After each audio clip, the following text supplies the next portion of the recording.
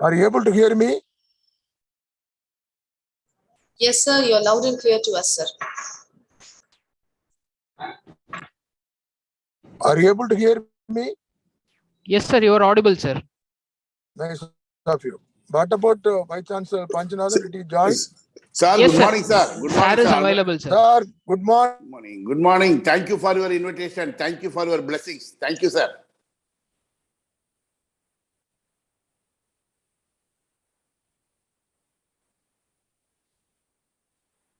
Speaker, very good communicator. Now the conference is going to be get benefit out of it. Thank you, Vice Chancellor. Thank you, sir. Your And, blessings. Thank you. One more, I have to get to an excuse. Right now, I am in Delhi. Yes, I sir. came here for a meeting at AICT. Sir. Are you able to Please, hear, sir. Vice Please. Chancellor, sir? Yes, sir. You please proceed, sir. We will take care. Please proceed. We will take care. Hello? Yes, sir.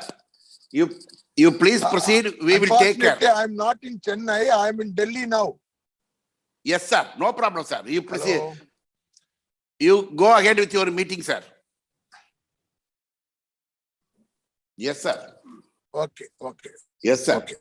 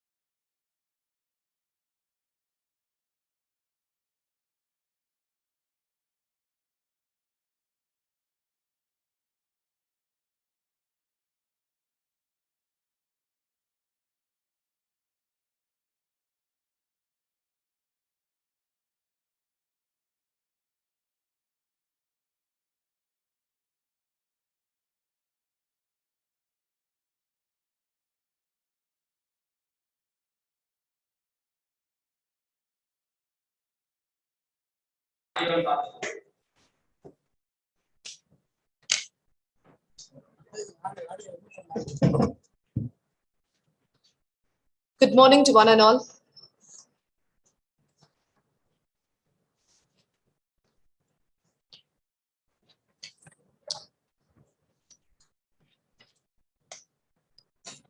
A happy morning to one and all there. On behalf of the Academy of Maritime Education deemed to be university, I welcome you all for the National Assessment and Accreditation Council NAC sponsored National Virtual Conference on Institutionalization of Quality Assurance Strategies by IQAC in Higher Education Institutions, IQAC 2022. Now, let's kindly arise with reverence for our Tamil Thai வாழ்த்து.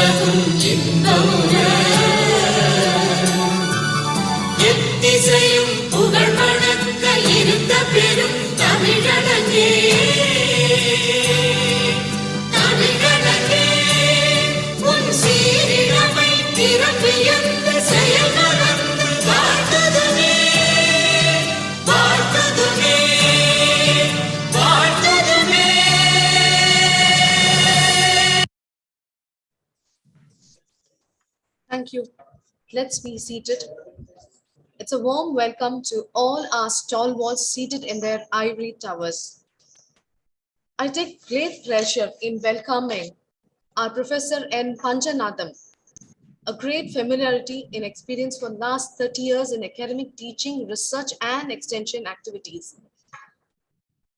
His strides begin with 55 international countries he's visited. He's almost crisscrossed this globe. 36 countries for the purpose of academic teaching, research, and training activities. He has visited close to 500 educational institutions in India and abroad for the purpose of pandemic teaching, research, and extension and training activities. His research, he is a recipient of the first doctoral degree in Department of Business Administration from Annamalai University. His series of publication in national and international journals stands great. He has been authorized, edited many books. His research guidance includes 40 PhD scholars for their doctoral degrees, 23 MPhil scholars, 200 MBA candidates. He's been adjudicated doctoral theses for both Indian and for international universities. And in terms of his awards, he has received 41 prestigious awards nationally and internationally, and he has a lot of fellowships in his feather. His professional achievements stands as a never-ending list. We are highly obliged to have you in our midst, sir. Now I do invite Dr. Professor N. Panjanadam to elucidate about institutionalization, good practices, and green campus. Sir, we welcome you to take the podium. Good morning to all. Am I audible? Yes, sir, you're perfectly audible to all of us, sir. Thank you. Once again, good morning to all. Honorable Vice Chancellor, a great personality, Professor Dr. Tiruvasakam sir, our mentor, our guide, our well-wisher, and Dr. Pankaj Mittal ji, who came yesterday, and a great leader in higher education in our country and abroad, Secretary General of AIU, Dr. Jayaprakash World, respected Registrar of the University, Dr. Arivalagan, Dr. Rangaswamy, Dr. Sundar, moderator, other co-speakers of yesterday and today, very respected and elite audience, scholars, students, teachers, participants, ladies and gentlemen, very good morning to every one of you present here. At the outset, on behalf of all participants, including me, I congratulate Amit and the NAC for organizing this great program national conference on institutionalization of quality assurance strategies by IQAC in higher education institutions. So it's a very wonderful title. The word institutionalization means a lot. Yesterday, many great personalities would have given a lot of information on that, and today you all will continue to listen. So on behalf of all of us, particularly using this terminology, institutionalization. Teachers' responsibility is to build the institution, teaching, research, institution building, and community services. These four things are main pillars of every teacher. So institution building comes from institutionalization of quality assurance strategies. So in a nice way, it has been done. Once again, on behalf of allied participants, I congratulate organizing committee of Amity University and the NAC. NAC itself stands for quality, and it wants everybody to light the lamp of quality. It supports in all possible ways that more than 40,000 institutions, colleges, and more than 1,000 universities in this country should provide quality education. So we all appreciate, salute, congratulate NAC for its yeoman service to this great country. The results, the fruits, the dividend, we all will get after a long time, maybe in our generation or next generation. But seeds are sown now. So appreciation to Amity University and NAC for investing their time, money, energy on quality. Similarly, I appreciate all participants, elite participants, wonderful scholars for investing their time. Stop learning, stop teaching, stop learning, stop doing research, stop learning, stop even surviving. So that is the elders' great sayings. So, elite participants, teachers, professors, scholars, you are investing your time for the past 2 days. Two major things. Either you will get new insights, learning, or for the existing, you know something. When many of us do speak, known things are again spoken. That means you get reinforced. Human nature is like that. When we went to school, first standard, LKG, UKG, Mata, Pita, Guru, Devam, elders, everybody blessed us. Study well, study well. Is there any house where after that no parents ask children to study? Every day, particularly they go to 10th standard, 12th standard, one day, 1,000 times they tell study, study, study. Reinforcement. So reinforcement is in a human nature. So in that way, again, I appreciate Amit and NAC for giving new insights, additionally giving some reinforcement for what is known to these elite participants. Again, we are telling in the name of reinforcement. So once again, on behalf of organizing committee, moderator, everybody, I appreciate, congratulate elite participants for investing your valuable time. For me, they have given a very beautiful title, Institutionalize Good Practices and Green Campus. Here, good practice, 100 we can write. We all can do some. If it is not an online class, online lecture, generally I used to go for non-lecture method. I used to learn from them. So this elite audience, more than 100 audience, if I ask them to write in a paper and pen, each 5 or 10, best practice, good practice of any institution from your childhood, first standard when you went to even morning prayer to the schools are best practices. Like that, if you write, 100 participants will bring at least 1,000 good practices.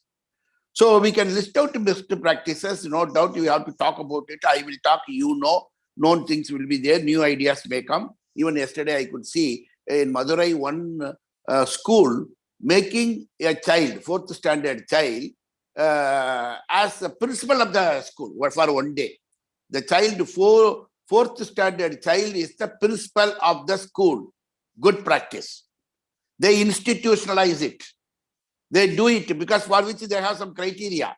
Among thousands of children, which child should become principal for a whole day?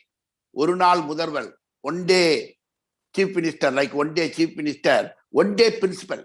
Principal is also called in Tamil Mudalvar, principal. The child, every day it was watching the principal. The video is there in YouTube, you can see. The child exactly behaves like a principal. The way principal used to go around the classes, the way principal used to sign, the way principal used to sit in principal's chair. See, the good practice. They have institutionalized. Periodically, they do it. So all children and teachers are motivated, and children, they dream that one day I should sit. One day I should sit as a principal. Institutionalize it. Otherwise, at home or in the classroom, like a principal, you dress and salute and he walks, he takes pictures and photos, go away. It is not the original principal. So institutionalize is the problem. It's a good idea. But it is a problem because it is a tough task. In every college, every institution, many teachers do very good practices. Every teacher has got a set of best practices in the colleges. That is the reason those students are telling college students, university students that I like this teacher very much because of his best practice, good practice in the class. Unfortunately, it goes away along with him. He retires, it goes away. It is not institutionalized. Even Honorable former President of India, Sarvapalli Radhakrishnan ji, when he was a professor of philosophy in Mysore University, and later he was transferred and posted in Kolkata University before he became Vice President of India and later Honorable President of India, when he was working as a teacher. And he used to go to the class 20 minutes late and he used to come out 20 minutes in advance. For example, his class is 11 to 12. 11 o'clock, instead of 11 o'clock, he go by 11:20.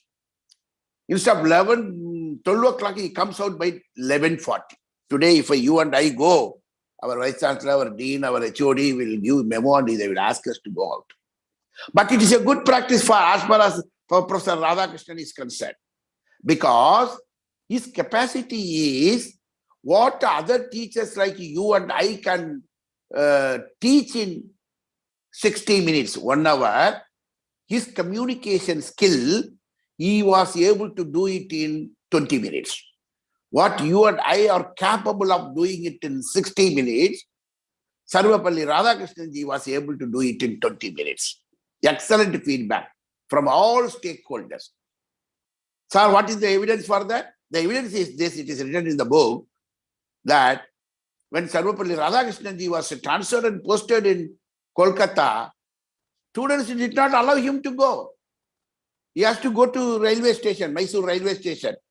Horse cart is ready. Students disturb the horses and let horses go out. And he convinced ultimately. With the tears, they are ready to send off. But horses are not there. See, the students played the role of horses. குதிரைகளுக்கு பதிலாக குதிரைகள் செய்ய வேண்டிய வேலையை தாங்களே செய்து குதிரைகளாக மாறி குதிரை வண்டியில் ஆசிரியரை உட்கார வைத்து புகை வண்டி வரை இழுத்து சென்றிருக்கிறார்கள். I will translate.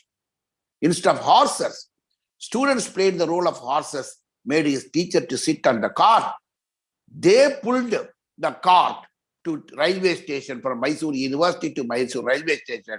With the tears, they gave a warm send-off to his teacher. He was able to communicate what you and I can do it in 60 minutes. He was able to do it in 20 minutes. Good practice. Unfortunately, we have not institutionalized it. He has become Vice President of India, then became President of India. The institutions, when we know this message, Japanese people used to say, good practice, you need not innovate all the times. Just to copy. They used to say, imitate, improve, and innovate.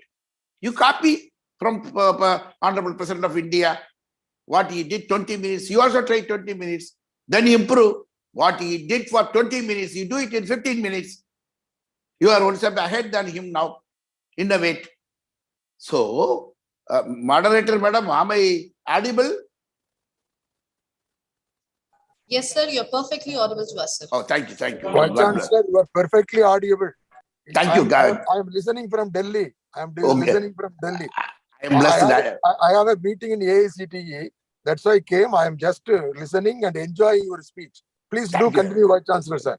Thank Yes, you, sir. sir. Your blessings. We are grateful to you. Grateful to Thank you, you, sir. sir. Thank Sir, you. you Thank please attend the meeting, sir. Please proceed, sir. No, no, Thank you, no, sir. no. I have time. I will be with you until you Thank you. finish. Thank you, sir. Thank you, sir. Grateful to you, sir. Grateful to you. Thank So, such is a good practice.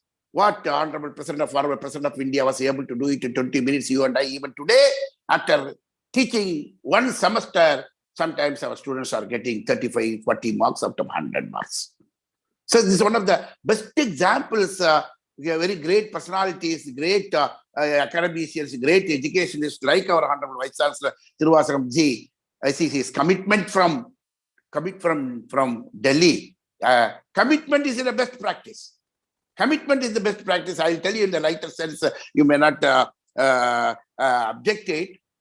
There was the people who are from Tamil Nadu may know there was a actor called M.R. Radha. M.R. Radha, Nadigavel, M.R. Radha, great actor in those days. And young people may not know. He acted in a movie called Ratta Kannir. It is a very famous movie, Ratta Kannir. More than 1,000 dramas he made. Drama is one of the pedagogies. Drama is one of the methods of teaching. Why we are not 100% successful in our country?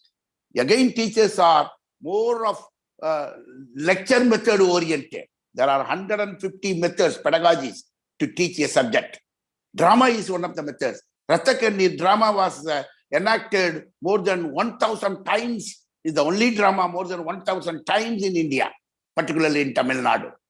When that movie shooting was going on, there is a scene where a young actress, beautiful actress, a beautiful girl, lady, heroine, her name is Gandha, is not actually heroine. Because of an illicit relationship with this lady, Mr. M.R. Radha used to lose all his properties. And he lost everything. He had a very big, bad disease. This disease also came. He will go to that house. This house now occupied by her now. He was on road. He will go. He will ask a dialogue is this. Adi Gandha, enna ipdi panni vittaye. Hey, Miss Gandha, why did you make me like this poor fellow? You took all my money, everything. That is the drama. That is the particular dialogue. That time, what she has to do instead of giving a dialogue back, in the steps, Madipadi, steps she is walking, she has to give you a push. Kalala, M.R. Radha, Munjila, Onju, Odakino. By using her legs, she has to give you a push on Mr. M.R. Radha. That time, she is weeping. Shooting is going on. She says, Anna, M.R. Radha, Anna, you are a great actor in this country. How can I give you a push from my leg on your face? How can I do that? No, I will not act in this movie. I will drop. Then M.R. Radha, he is a person who is not going to temple. Atheist. He is an atheist. See his commitment. He says, no, young lady, no, not like that. You got money from the producer that you will give a push on my face. I got money. I will get a push from your leg. Commitment is more important in our profession. Cinema is an industry. Everybody thinks like that. Industry cannot grow. You cannot become heroine. I cannot become a hero. Do it. So immediately she gives a push. And he rolls down and falls down. And generally, 100 times they used to take one take. 100 times they used to take one scene. In this case, in a single take, it was over. Because of the motivation he gave, his commitment, he transferred his commitment to that lady, new actress. Institutionalizing the commitment. One teacher is committed in a corner is not enough. That is the reason, and again, I congratulate the great personality under the leadership of Dr. Tiruvasagam Ji, our respected Honorable Vice Chancellor, choosing the word institutionalize. Yes, individually teacher is good, and non-teaching person is good, is all right. But what is the use? The institution should grow. All best practices, all good practices should be institutionalized. That means everybody should do it. Everybody should do it. Best practice. It may be a copied practice. It is not identified by you. It was not innovated by you. And another example I tell you, since for the same commitment is the best practice, committed teacher, committed student, committed not teaching, committed stakeholders, this is about atheist M.R. Radha. In another situation, Suhi Sivamji used to tell that in Bhagavad Gita, God, Krishna is actually is a driver for car. And Arjuna is sitting, war is going on. Arjuna is asking, Krishna, if I ask you to go left side, you are going right side. If I ask you to go right side, you are going left side. How can I do war? Then Krishna says, Arjuna, this is a war place. Elephants are there, horses are there, tanks are there, people are shouting. I am not able to listen. You do one thing. You are sitting top of me. Take your leg. Give me a push. Push here. My face will turn this side. That means I will go left side. And push here. My face will turn right side. So I will go right side. Then Arjuna is asking, Krishna, you are God. I am human being. How can I give you a push to you? How can I put my leg on your face? Then Krishna says, this is a war. Here you have come to win the war. Here there is no God, there is no human being. Profession is more important. Commitment is more important. The purpose for which we came here is more important. It is not our relationship or guru or this, that, God, human being. No, commitment is more important. There, M.R. Radha is an atheist. He will not go to temple. He says commitment is the best practice. Good practice. Institutionalize it. Whole cinema industry should follow that. Here God himself says commitment is more important. In the war place, you cannot say good man, bad man, God man, no God man, no, nothing like that. Commitment, work is more important. Institutionalize it. Only then the war we can win. The war we can win. Dharma will win. Dharma will win. That is the reason even today, after thousands of years, whether we like, we don't like, we believe, we don't believe, we refer Bharata war. So in that way, every teacher, it is not in the institution, one vice chancellor or one registrar can do. No. Everybody should identify or copy the best practice which is good for the institution. And very important. You see, just telling happy birthday through WhatsApp to all the people, even you need not to personally meet. Send a happy birthday, happy wedding day. It's a good practice. But institutionalize it. You know, today is my birthday, you wish me, I wish you. No. It's a simple practice. Like this, under practice you can have. Simple practice I am telling. You can do it. That principal, child was made principal. It's a good practice. But very important thing is institutionalize it. Institutionalize it. That is the reason in management we used to tell Honorable Vice Chancellor Thiruvasaramji knows very well, he is a teacher for all teachers. Organizational objectives should be converted into individual objectives. Only then that institution will live long. Only that organization will live long. Organizational objectives are with some people. If they are not converted, diverted, split into small pieces, not handed over to all the people, then it cannot be achieved. So that is the process of institutionalization. Training plays very important role on that. Training plays. Then regarding this green campus also, in many places I've seen the herbal garden is coming up in all institutions. Herbal garden is coming up. Yaxanora is helping. There are hundreds and thousands of organizations in order to make our campus green. They are voluntary. But we should institutionalize. We should not think it is the responsibility of the vice chancellor or managing director or the registrar. No. Institutionalization, again and again, I congratulate the organizing committee. Institutionalization means the commitment should come even from office assistant, gate, watchman. People used to tell no famous example when Honorable Mr. Obama was the president of America. In his own school, his own watchman did not allow him for want of identity card. Mr. Obama did not bring the identity card that he is the president of the America. So he was not allowed. See his commitment. How that process is, any child comes inside, ID card is required, institutionalized. Even Obama ji comes, it is institutionalized. His own servant, watchman says, no, I know personally you are Mr. Obama. Yes, but I need ID card. ID card. He respected. That is how teachers, another best example like that, people used to tell in Annamalai University. In 1952, Honorable then Prime Minister of India, Nehruji came to declare open Naval Lignite Corporation, came to Annamalai University and staying in the guest house. Then during that was not Madras and all, not very much divided together, big state governor or Prime Minister has come, all big shots are there. He says, in this Annamalai University, I want to have some discussion with the history teacher.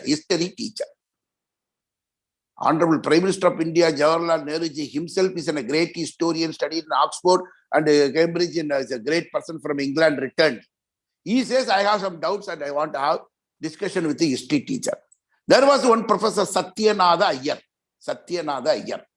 When Satyanada Iyer was there, the information went there, Prime Minister wants to have discussion. So immediately with the court, this turban and all, those days, with that person is ready to meet Vice Honorable Prime Minister of India. That time that the peon told, sir, I know Hindi. They were talking that Jawaharlal Nehruji did not like to meet you just like that. He wants to have some discussion in the subject. He has got some doubt in history. Then immediately he sat in the chair. He did not go. The poor fellow laughed at him. Why, sir, you are worried? No. I am not worrying. 150 teachers are working. I am given an opportunity to meet the Vice Honorable Prime Minister of India. I am very happy to come. I am respected. But if he has got doubt in the subject, he may be Honorable Prime Minister of India, but he has to come to me. He has to see the commitment, see the best practice, see the courage and the faith of your teacher, his commitment in the subject. So the news goes. So everybody says that arrest that fellow, throw this teacher out. They are shouting at the teacher. But he's a very statesman, Honorable Prime Minister of India. We all know that. He's a great personality. He understood what is going on. Then he told, what teacher says is correct. I have doubt. He is going to clear the doubt. I have to go to him. That is correct. 600 meters from guest house to history department. He walks and he goes there.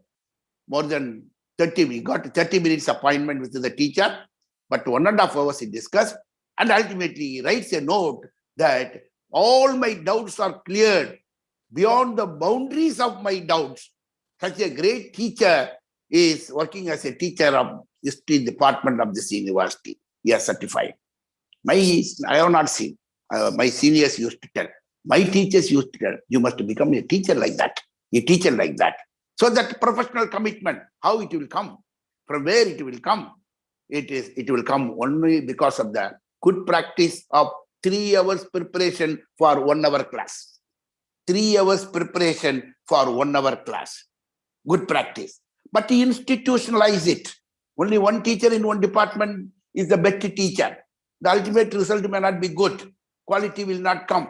That is the reason NAC says, Amit says, together organize, institutionalize all the good practices, including green campus, environment hazards, how much greenery should have. I think scientifically hours together we can speak, but we do not have time. I was given only 9:30 and 10:30, only 20 more minutes are there. I will complete on that. In that way, here also in even small schools you can see, even schools, children adopt a tree. For example, in our university, I belong to Tamil Nadu Teachers Education University. We have 649 colleges affiliated to our university. All 649 great colleges have, along with the Tamil Nadu Teachers Education University, have adopted 649 government or government-aided schools. We have adopted. We provide teachers. Teacher trainees, we send. We make green campus. We provide some support, whatever support possible by these colleges and university. 649 MOUs we have signed. 649 schools we have adopted. Each college one school. Each college one school. Good practice. But it should be institutionalized. It should not remain in the paper. It should go next step, implementation side. That should be expanded to other universities and colleges, same model. Because our India, our motherland, out of 1.38 billion people, around 22% are illiterate. Even today in Chennai, Coimbatore bus stand, you can see people all requesting us to read the name of the bus, whether it goes to Pondicherry, Chidambaram, Madurai. They could not read Madurai. They could not read, illiterate. 22%, which is equivalent to 30 crores. Again, which is equivalent to 3 times population of a European country like France. So we have a big responsibility. Best practices, good practices. Each hundreds and thousands of students are studying in this 40,000 colleges and in more than 1,000 universities. If each student converts one illiterate as literate, 2-3 years, I think all our brothers and sisters will become literate.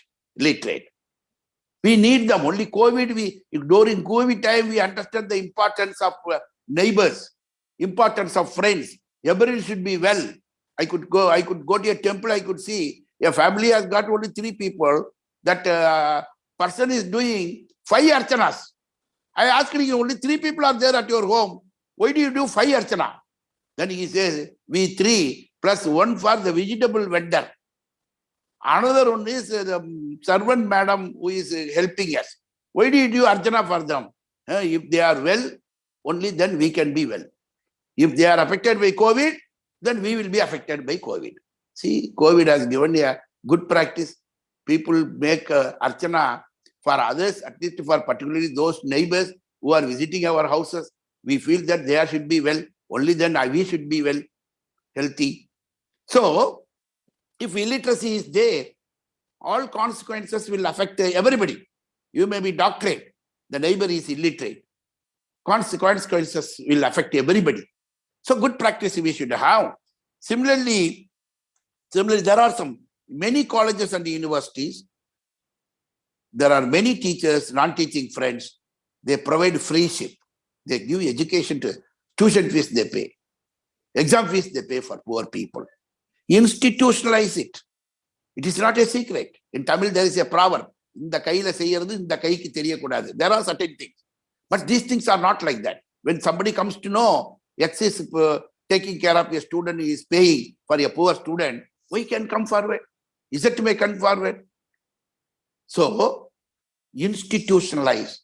There are so many best practices, good practices in schools, colleges, everywhere it is going on.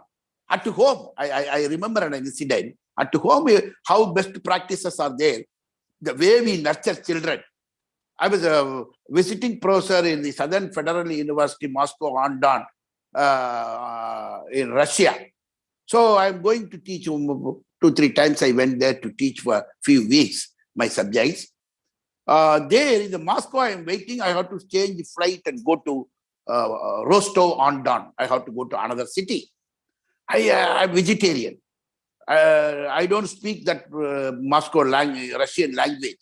My money is American money. So hungry. I'm so tired, old man, tired. So somehow I identified one bread, which is no meat, which has got no meat. Then I asked, I'll give money, give the bread. He says that, no, go 2 floors down, change money and come. American dollar will not be accepted. So I am talking, he is talking. Very difficult to understand each other. Time is going on. I have become so tired. I have to change my flight. That time, at my son's age, yes, a common man who is also a customer to that shop, he is looking at our conversation and he is asking me. Even today, it is ringing in my ear. He is telling, sir. He is looking at me and telling, sir, may I request you to be my guest today? See the communication skill. Sir, may I request you to be my guest today? That means you are an old man. You can't go down 2 floors. Your flight is waiting. You have to eat, otherwise you will die. Your money is not valid. I will pay money. Instead of telling I will pay money, sir, may I request you to be my guest today? Instead of this language, if he is using, are you first time traveling? You don't have money. You can't change the money. All Indians are like that only. Poor fellows, you are not educated. Okay, you eat. I will give money. Will I eat? Will you eat? The communication skill. Good practice. Institutionalized. The way he was nurtured at his home. He does not belong to Russia. I do not belong to Russia. I am from India. I think he is from some other country. And a young man at the age of my son. See the house, the parents, the way they have nurtured. See the schools and colleges where he was educated. May I request you to be my guest today, sir? 5 times I told now. Because it is touching communication skill. So similarly, whatever good practices we do, we should institutionalize, and that is the very purpose of our profession. Otherwise, professionally, if we are not good, I used to always share this example. It was told in a lighter sense, told by Professor Ramalingam in a Pattimandram. A man like me sleeping at home, night at 12 o'clock, one thief comes. And the thief, he just puts the pistol like this. Hello, take your bureau key, almirah key, otherwise I will kill you. Then that man like me who was sleeping told, immediately asked a question. Are you new to the profession? For stealing profession, thief profession, are you new? And it was a shock for him because he did not get a job, COVID time, so we will do this job. Today onwards, we will go for stealing, thief, we will become thief. Only today he decided and came. How did this fellow find out? How did he ask this? It was a surprise for him. Immediately I asked him, how did you ask this question? Yes, I am new today. Then he told, in India, particularly in Tamil Nadu, in almirahs and bureaus, where jewels are there, cash is there, will any man keep the key? Always women used to keep. In Tamil Nadu, all important jewels, properties, wherever locked, no? The key is with the women, not with the man. Even I am trying for the past 5 days to take the key, take 500 rupees. I am unable to take the key from my own wife. So she is sleeping there, you see, left side under the pillow, she has got the key. Then this fellow went, took the key, cleverly opened. When he opened, she is very clever, inside, somewhere she has got money, jewels, everything. He could not steal anything. But in front rack, there was 1,000 rupees. He took that 1,000 rupees. This fellow is sitting, whether 500 rupees he will give or not. He gave all the 1,000 to this fellow, house owner, like me, who is a person sleeping. No? Keep all the 1,000. Then he asked, thief, why you are giving all the 1,500? You give me 500, you take. No. I have 4 or 5 houses. I can go and steal anywhere. But you are the only person waiting to steal in your own home. You don't have opportunity. Take all the 1,000 rupees, he left. The lighter sense the story was told, but the purpose is what you uttered. Even if it is a bad example of stealing profession, becoming a thief, professionally you must be skillful. If professionally you are not skillful, you cannot be a successful thief. But it's not a good example. As a teacher, I should not speak. And somebody spoke in the debate, I just copied, I am talking. But the matter, the message, the good practice is, if you are a teacher or a non-teaching friend, what is the profession we have taken, where a lot of good practices should be identified and should be institutionalized, and ultimately you should be a better person on that. Otherwise, very easily people will identify, are you new to this profession? Are you really committed to be a teacher? Are you really committed to be a lab assistant? Are you really committed to be a computer programmer? Because in few minutes, people will find out that we are not fit for this profession unless we have skill. So we have to have skill, and very important, if individual is identified that he is not a skillful person, individually is ashamed. If it is not institutionalized, many of people are in the institutions are not professionally skillful. The institution is ashamed. That is the reason all good practices should be immediately institutionalized. Unfortunately, when you and I were having a bad practice, for example, somebody asking me, did you study well for exam, tomorrow's examination, have you prepared well? Second standard, third standard, fourth standard, no, I have not prepared, I have not. We are lying, not confident. Now, even if we studied well, we say that we are not prepared, not prepared. Even today, that practice is there. If I have a good practice, I want to keep with me. There are some very good people in villages. They know very good medicines for some diseases. Without telling, without institutionalizing it, they will die. Ultimately, nobody will be benefited out of it. So that cannot be there. Institution building is the process of every individual, for which institutionalizing the best practice. Be a good researcher. What is your Hutch index? 55 international visits I made, she introduced the moderator. Yes, in some places, I remember in Vienna, when I gave my card, that management professor simply typed my card. My Hutch index was not that much good. He told that I don't have time to talk to you. If I am really a management scientist, if my Hutch index is very high, he says that I can spend half an hour with you. Otherwise, sorry, go ahead, see the university and go out. I cannot spend time with you, 30 minutes. I come all the way from India to Vienna. In Vienna, he is not living Austria. So why I'm telling here, friends, institutionalizing is an important component for which in Tamil, Oor Koodi Ther Izhuthal. We all should work together at the objective that institution building should be there. If an university has got, Periyar University has got A++, everybody is happy. Madurai University has got A++, everybody is happy. So Aragappa University has got A++. All stakeholders are happy and even others are happy. So institution building needs best good practices. Good practices or best practices that should not remain with individuals, but it should be institutionalized, and for which we need a big heart to tell others and train others. Train others. That is more important. And even in the research also, the best practice for the institution, I'll tell you. My son, after his IIT education, now he's doing his doctorate in INSEAD, INSEAD, European Business School. Campus is there for both in France and Singapore. You will not believe, it is a news for me. It is a news for me. I am retiring this year. 60 years I did not know that an institution spends 2 crores to publish 2 papers.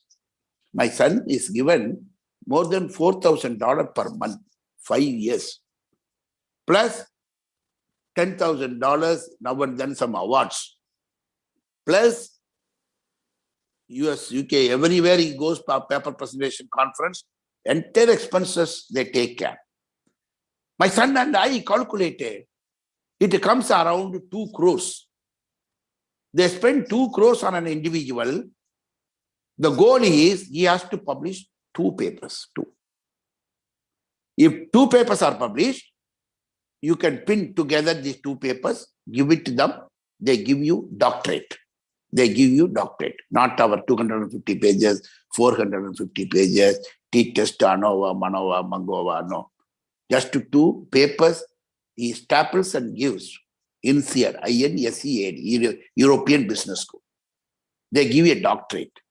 Plus, around 20,000 US dollar or Singapore dollar, they arrange for placement. Per month, $20,000 per month. His senior has gone for all those things. From his senior, I am learning. $20,000 per minimum placement per month. Then, if he goes to any country for his paper's presentation, 1 paper he has published now. If you speak 1.5 hours about your paper, another 1.5 hours discussion. for these 3 hours, those countries' institutions, for example, if he goes to Stanford, Stanford gives $5,000 for 3 hours speech, 5,000. Business class airfare, star hotel in United States. Then colleagues are taking him around the city or country. His senior, the last country, he got 50 invitations. He's senior. My son is senior. The last country he visited before COVID was Australia, 19th country, 19th country. But I am writing, for example, my friend is there in Vienna. I am writing. Sir, invite me, sir, invite me, sir. I have 400 papers. But I am inviting. These 400 papers is not even single paper that my friend is accepting. Single paper he is accepting. But they publish 1 paper, 2 papers. For 2 papers, doctorate, 2 crores investment, $20,000 salary. Then anywhere in the world you go, to speak 3 hours, $5,000 business airfare plus star hotel. Quality matters. That is the reason American University. That is the reason NAC repeatedly say quality, quality, quality. Quality matters. Otherwise, no use. That is the quality is the best practice. Everywhere introducing quality is the best practice. I gave an wonderful example. Sir, may I request you to be my guest today? Quality communication. Everywhere, introduction of quality, small thing, introduction of quality is a best practice. That should be institutionalized, very important. That should be institutionalized. That is where last 5 minutes I have. So some places I have seen annual exhibitions.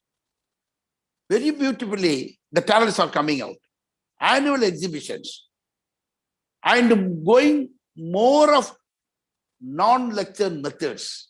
One example, I tell you, true story, case study, original case study, it is there in the internet. You can see near Madurai. One government school teacher was teaching about the aeroplane for more than 1 month, then asked 10 mark questions, children to write 10 pages or 8 pages or at least 3 pages. All of them write only 3, 4, 5, 10 lines, more than that, no. So what he told, I will take all of you in the aeroplane. He purchased from his hard-earned money, government school teacher, small money. He gets 23 tickets for 23 children of 7 years, 8 years, 9 years. He purchased between Madurai and, I understand, Madurai and Chennai. He brought all 23 children, original case study, not imagination. It is there in the internet. Government has appreciated. 23 children were brought to Chennai through aeroplane from Madurai, return Pandian Express train, they went.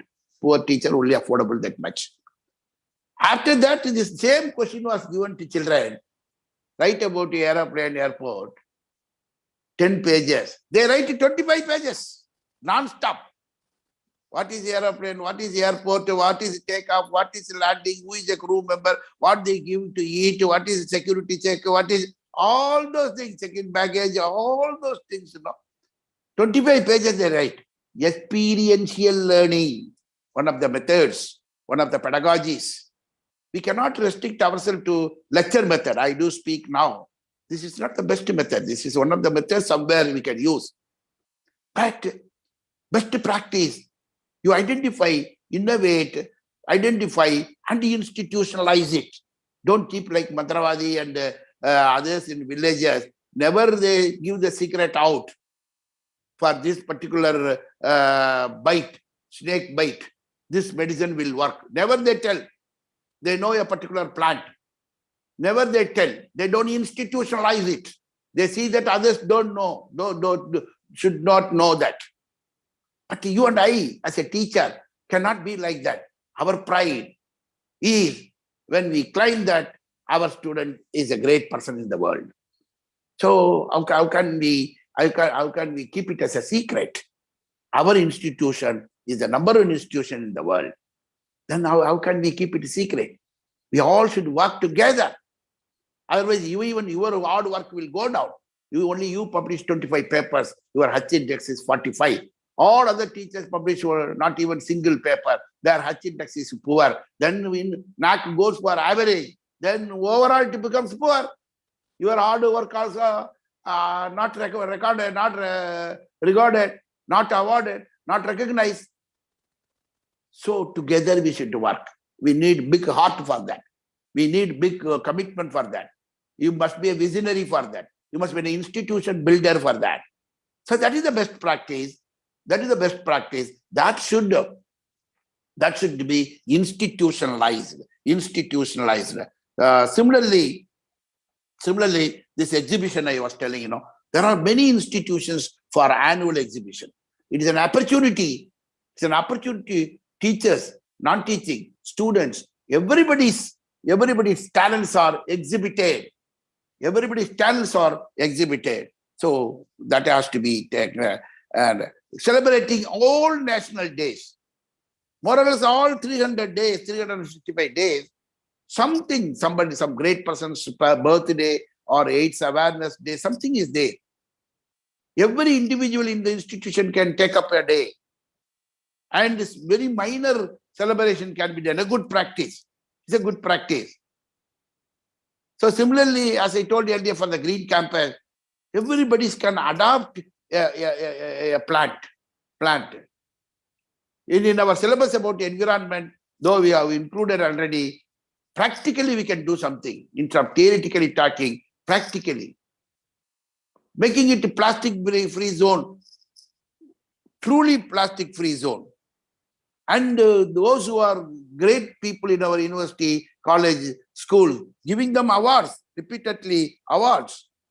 Having an exclusive employee relationship manager, always good things. For example, employee's child is getting first prize or getting JEE for clearing or NEET clearing. Immediately on behalf of the institution, that the employee relationship manager going to his home and appreciating, giving a bouquet. So through relationship management, we all know the best managers say, always with technical skill, you cannot do anything. You need conceptual skill, human relation skill, and technical skill.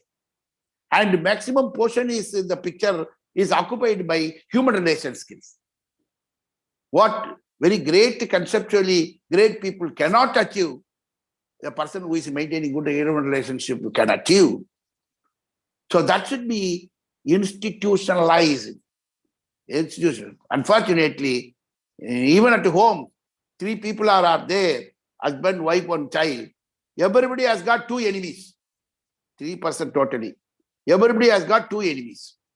In institutions also, I'm sorry to say, in many institutions, including ours, everybody has got many enemies.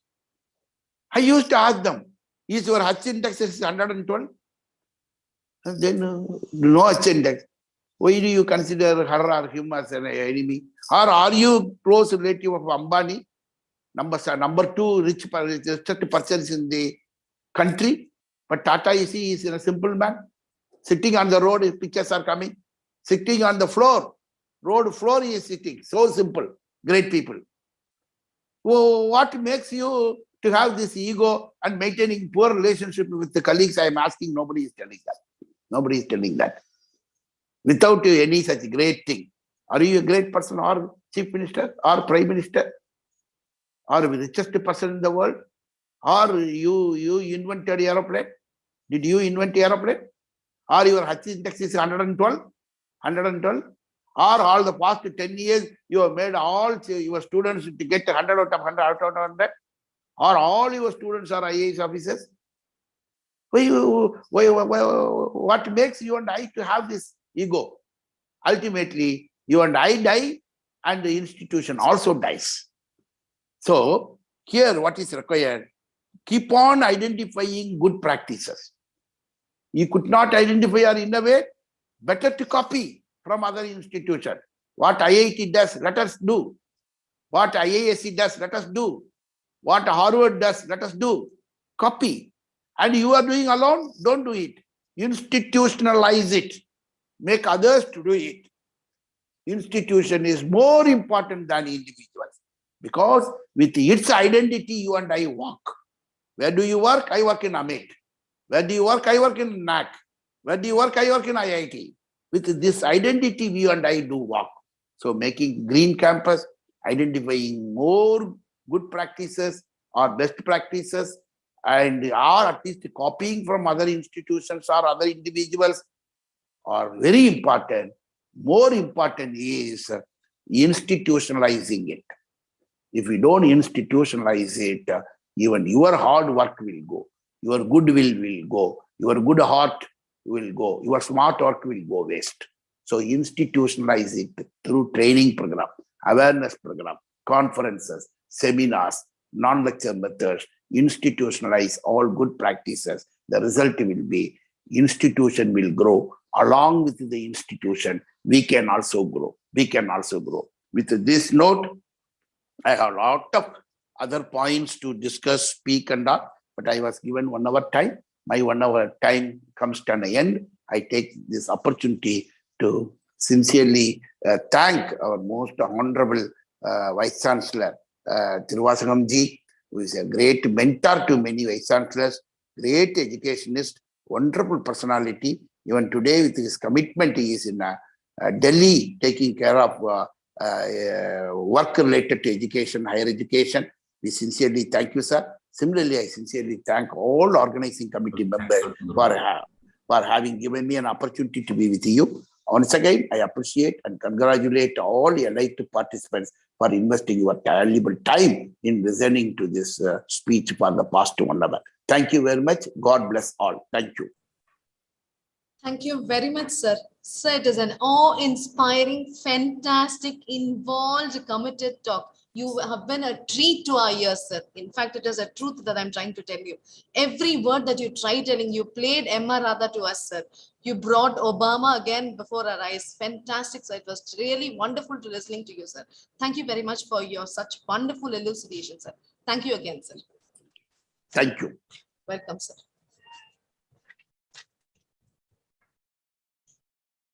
So my elite audience, it's time for me to now welcome with great pleasure our most appreciated former professor, Dr. Jai Kumar, head of the Department of Career Guidance, School of Education, Bardiyar University, Coimbatore, Dean and Faculty of the Education Institution of Bardiyar University.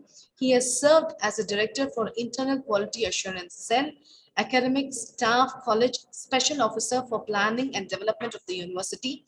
He has been a Director of RUSA project, the government project for Bardiyar University, served as a member of a syndicate, as a finance committee member, convener for granting affiliations to new colleges, granting new programs to existing colleges.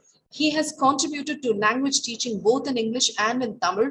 He has contributed to education assessments, career counseling, and played a vital role in university for introduction of industry institute curriculum for the benefit of the students, designed and delivered curriculum materials for production, faculty development and assessment tools, 6 programs designed and offered to university departments and to autonomous colleges, and much more to his cap.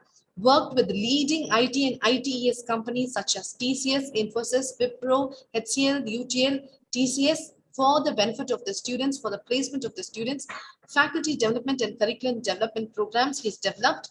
Instrumental to sign MOOC with TCS, IIT Mumbai for spoken tutorial. With Infosys, he has developed a skills sector council for curriculum enrichment, technology integration, and online coaching as well. There's nothing that he has ever left. Every part he has contributed to a great extent to the world of education. So now it's time for me to welcome you, Professor Dr. Jai Kumar, to furnish us with your acquaintance about innovative measures in teaching and learning evaluation.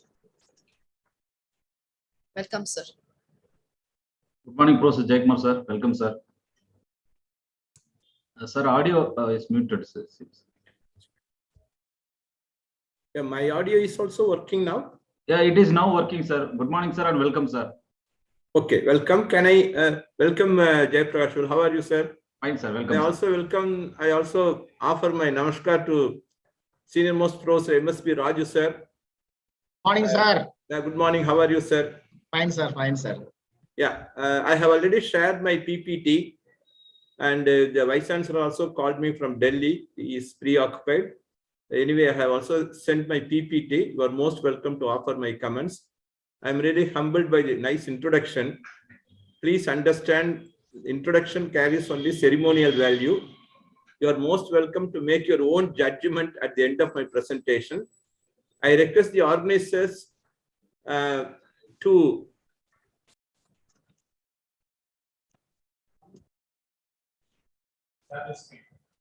Sir, again, the audio is muted, sir. Your audio, please.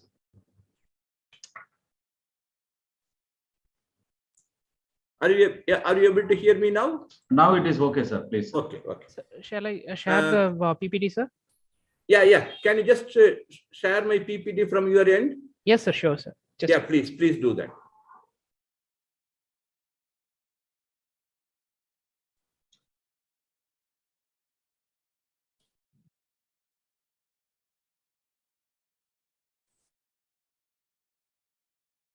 Friends, can I start now?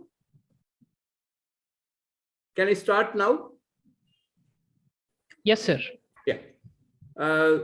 My address is related to innovations primarily in the context of teaching, learning, and evaluation, in the context of the NAAC guidelines. NAAC has two focus. One is the quantitative measure. The other one is the qualitative observation. The quantitative measures more in the context of student-teacher ratio, the frequency of updating of your syllabus, the percentage of syllabus focusing on certain specific areas, how you teach fundamentals, how you teach application-oriented subject, how frequently you are updating. But when it comes to teaching, evaluation, teaching, and learning, I personally consider they are all more qualitative in nature, which is very, very important thing. I may have a lot of degrees, but I may not be a good teacher. Teaching is an act of inspiration. Teaching is an act of influencing students towards self-learning and lifelong learning. Teaching should lead to motivation for self-learning. And teaching is not simply transacting the academic content. Please understand, teaching is not controlled by your textbook. Yes, textbook is only a guidance. And teaching should really create creativity. And teaching should really create, or it should really lead to self-learning, motivation, inspiration, and probably value clarification. And learning, of course, there are a lot of theories I will try to discuss. And evaluation, assessment, examination, all are used in different patients. I will try to fix each one of them in a particular context. Next slide, please. Yeah, friends, I will be discussing these points, the uniqueness of the higher education, how higher education can be treated as a public good. It means it's a good service, a good thing for everyone, whether you are educated directly or you are benefited from an educated person, or is it for simply a private earning, probably a material source for innovation. And higher education, knowledge innovation, higher education closely related to knowledge, that knowledge will lead to innovation, that innovation will try to solve problems. We have higher education, we have lot of conditions which are not very certain, which are more ambiguous, Woodka word. And we should also understand the direction of change in higher education. What is the paradigm shift that is going on in the last 50 to 70 years? What way the faculty can do innovation so that the innovation spread across the campus, across the university college campus, and defining teaching in the context of innovation. Learning theories is very, very important thing. I always say theory is a good practice. A good practice is a good theory. You cannot simply say this is theoretical. Theoretical understanding is also very, very essential. Theory is a statement of fact. We have to understand different innovation models. We have to learn student learning styles and multiple intelligence. And we have to also understand teaching to some extent the currently you need to go for analytics, data analytics, including analytics of emotion. I have taken only one aspect of that. We have to also create certain open education sources. Then technology and assessment. These are all the areas I would like to cover in the context of my presentation. Next slide, please. Hurry up. Hurry up. Next slide. Friends, higher education, in a sense, it's almost like because many of you are adults, I can use a quote. It's almost like a love. For example, higher education, if you say heart and soul of every problem of a country, and it is also an inevitable solutions for all problems. The politicians blame higher education institutions because you are not teaching them the value education, you are not teaching them to prize democracy, but they will come back again to the institutions to teach those kind of values. So it is a soul of every problem, and it is also provides extraordinary solutions. We have to accept on both parameters. The total benefits to society from education are greater than the sum of what individuals earn as a result of their educational attainment. When a particular person in a society is highly educated, the benefits he gets is fine, but he also provides benefits for the entire society. We have to take higher education as a common good.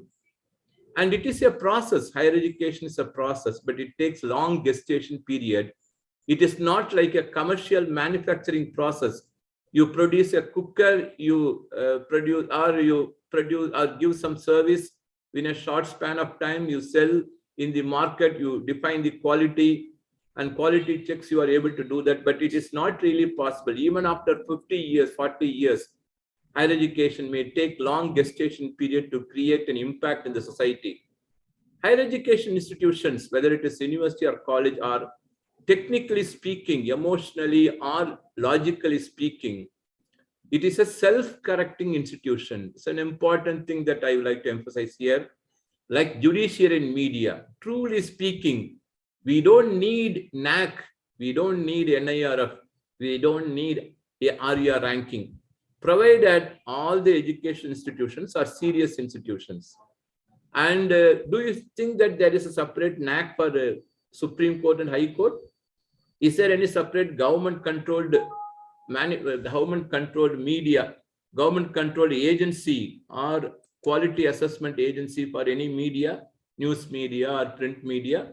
No, they correct themselves. Higher education need to be both inward-looking and outward-looking tendencies. You need to have both. You cannot sit in ivory towers. You have to look at your own internal processes, your own curriculum creation, your own faculty development, your own assessment tools, and also look at the outside world. Am I relevant? Every day, the teacher, the institution, the assessment, the controller of examination, after sitting his chair formally, he or she has to ask, am I relevant today? Whether my process, my input is relevant to the existing world today. That is a kind of immediate relevance to the society is also very much demanded now. Higher education in general, higher education institutions are averse to change and they are risk averse. Sometimes higher education institutions, including universities, government institutions, private institutions, are self-satisfied and unduly expensive. Friends, you may not agree with all those points I have listed down. Please understand, disagreement is also a sign of development in educational institutions. If Dr. Raju, Professor Raju, MSP Raju, or our Jayaprakash Vel, our registrar, disagrees with me, it means it is a sign of development for me and also for them. Please understand, the student should disagree with the teachers, which is very, very essential, but with a logical argument and with his own or her experience. Next slide, please. And important point that I would highlight, I was given the role of teaching, learning, assessment in the context of innovation. For any innovation, you have to understand the innovation process, change management. For any innovation, you also need some philosophical understanding. Higher education, as I said earlier, is it a public good or a private earning? There are certain externalities, external conditions. Its benefits are not confined to students who are getting that kind of education. It also extends society to large. Is it a merit good? Yes, it is definitely a merit good. To what level? That is a debatable question. Even public good like higher education or education in general can be better served by being less public. This is another argument. This argument will lead to what? Students who are getting higher education should pay for their education. They should pay and learn. No public money, no taxpayers' money should be given to a particular student who gets higher education. This is the one argument. The other argument is you provide quality education even at the higher level by paying or by giving from the taxpayers' money, from the money of the common man. And the common man may not directly benefit out of that education, that young boys or girls' education. But there is an argument. If there is a highly educated society like US, UK, there is a strong body of democracy, good governance, good quality health, good quality education, good quality women and children protection, the country grows. Now the 21st century is called a knowledge society. We produce knowledge products. The best example is the software. It benefits not only the company, but everyone who uses that particular software. This leads to a situation of public higher education losing its publicness. There is a group, even in UK and USA, the amount of money the students pay for their higher education almost comes to 70 to 75%. That is why the fee structure in US, UK, including places like other European countries, except places like German, Sweden, and few other places, the cost of education is cheaper. But otherwise, it is very, very high because they consider even public good can better served by being less public. If more people receive higher education, it does not diminish, does not minimize its value to society. So it is called as non-rivalous good. For example, Maruti can produce millions of cars, Tata produce millions of cars. There is a competition, which particular car you have to buy. But if there are two institutions provide quality graduates, good graduates, they are not competitive. They join together and they promote public good, good society, vibrant society, knowledge-based society, high quality health society, health-oriented society. So it is called as a public good. Why I discuss at length, for example, if you consider higher education is a public good, my understanding of innovation will be slightly different. But if we say, no, higher education is only for the benefit of the private individuals, why should I pay? Then the understanding of innovation will be slightly different. I am taking this as a kind of my argument, basic argument. Next slide, please. Higher education's responsibility, in many seminars I have discussed, as a teacher, as an institution, you are responsible for knowledge. Knowledge in one sense, in a crude sense, bits and pieces of information, manipulating that particular information to solve some basic issue, current issue or future issue. Skills you perform by using your mind, your body, your thinking, your higher cognitive skills, attitude, right kind of a mindset. Knowledge can be organized into 4 compartments primarily, and each component, each knowledge, bits and pieces of information has 4 components, an invariant core, fundamentals, basics. It's whether it's chemistry or mechanical engineering or shipbuilding or for that matter, biotechnology, invariant core, fundamentals, which ensures the continuity of the discipline. It is there for more than 200, 500 years based on the basic research in that particular discipline. Exploding volumes of empirical research. New research is added every year to the basics. Ultimately, the knowledge base of a particular discipline is enhanced. Constantly changing application, normally otherwise called as application principles, The last one is called the rapidly changing application tools, which is also very, very important. Software is one tool, SPSS is one tool. And you need to have application principle to establish, to create a tool. You need to have latest knowledge. Above all, you need to have fundamentals of that particular discipline. Then only you can create a new, whether it is chemistry related tool, sensor related tool, or light related tool, or heat related tool. Yes, sensors are there, which is very, very, everyone, even the history students should learn more about sensors now in the 21st century. Invariant core insists on fundamentals based on universal laws that provide a description theory for that particular basic discipline. Economics is the mother of social science, and mathematics is mother of science. And empirical knowledge expands every year based on research across the globe. Sophistication is added to changing applications, new tools are created. Invariant course provides continuity, fundamentals, continuity in education. Next slide, please. Yeah, uniqueness of higher education institutions are also a very, very important thing. These are all conditions you should know before you get into creating innovation, teaching and learning and assessment. Primarily, higher education has multiple outcomes. So it is not a physical product. It is not in a sense like a mechanical engineering device. There are you are handling human beings. You are handling young minds, millions of young minds. And it is very difficult to measure the outcome of education, multiple outcomes. Because in my previous slide, attitude change is also very important, one of the outcomes of higher education.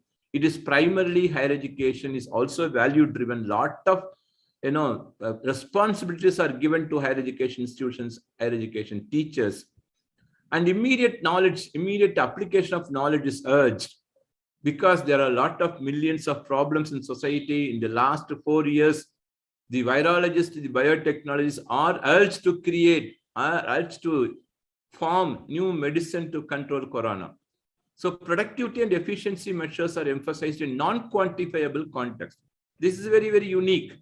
For example, how can you say, simply saying that 100% pass percentage in my course? It is only a partial result.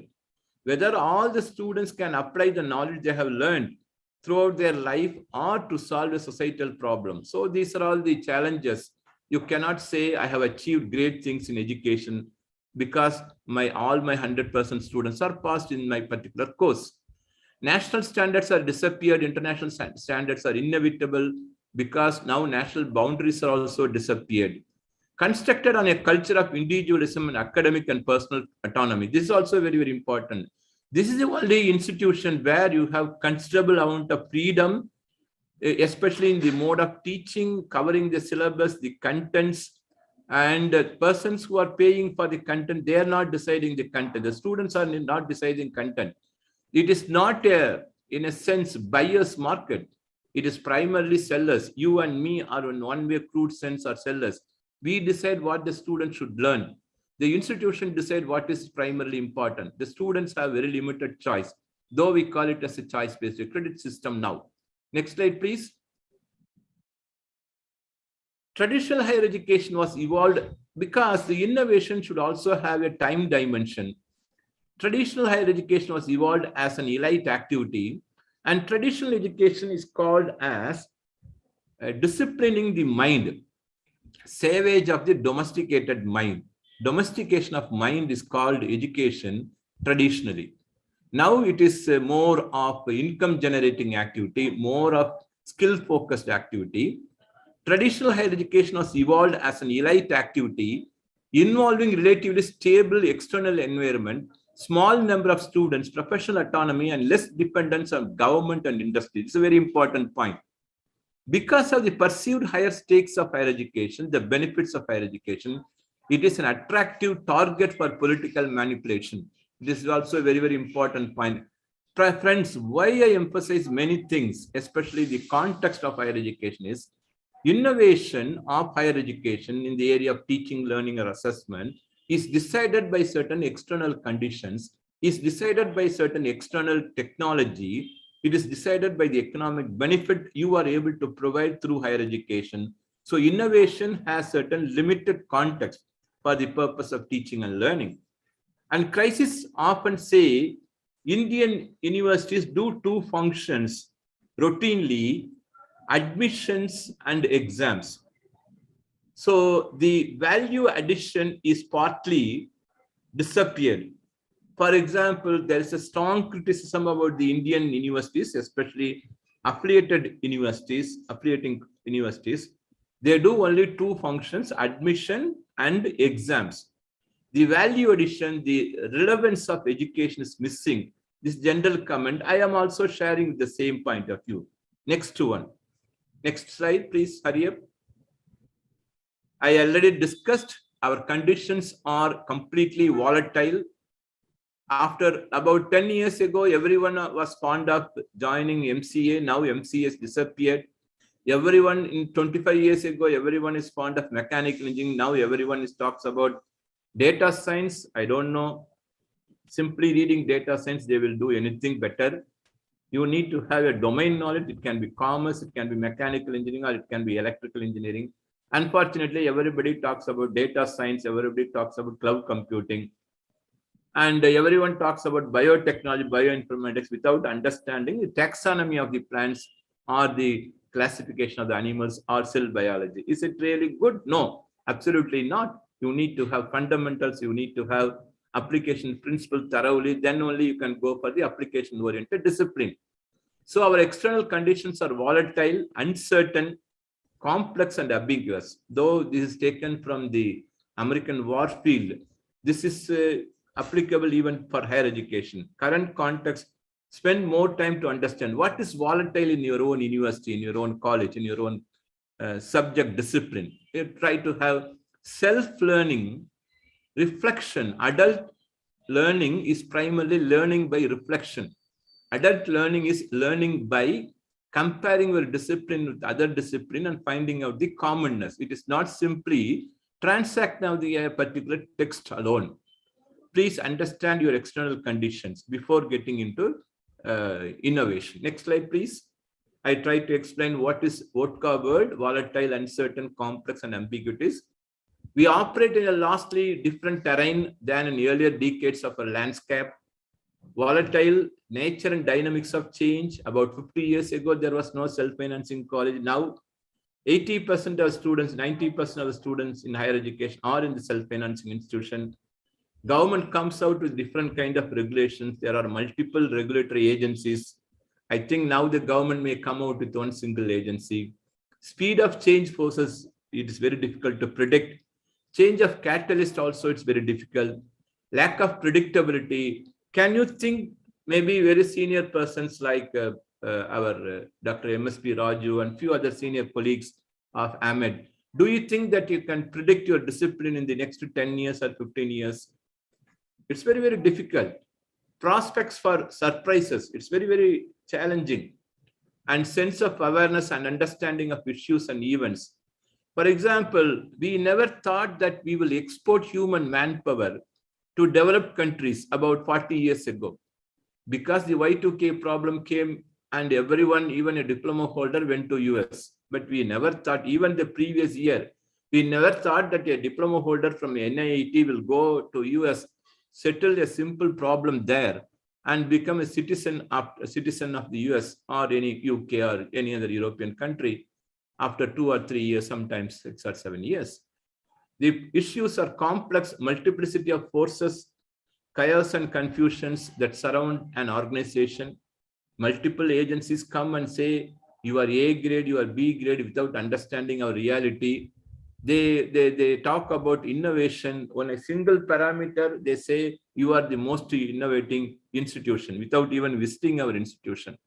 Sometimes the national guidelines are greatly disappointing. Do we really have those kind of guidelines? Do we really have to have those kind of rat race? This is again an important challenge. Senior teachers should understand. You are a self-correcting institution. You have to correct yourself. You are going to work for the country's development. You go for self-correction. Ambiguity, yes, ambiguity, the hassiness of reality. What is the reality of higher education, especially engineering education or biotechnology education or commerce education? Yesterday, I was interacting with a very senior officials of the RBI, Reserve Bank of India, and few other national banks. They are talking about forensic audit and forensic accounting. They are saying, Professor Jayakumar, can you really create a new curriculum? Forensic accounting, forensic audit. We need to have at least 10,000 manpower, 10,000 persons, at least at the postgraduate level, to handle the white-collar crimes in our banks, including non-banking finance companies. I was really surprised. Then yesterday itself, I called my commerce teachers. Many of them, for the first time, they are hearing these words: forensic accounting and forensic auditing. International auditing standards, international accounting standards. They know national auditing standards. Now, the commerce students should learn international accounting standards, international auditing standards, because all the back and support system of banking, non-banking, marketing, they are all coming to developing countries like India. Naturally, we are a global workforce. We should understand the banking regulations of US, UK, Europe, including Asian and African countries.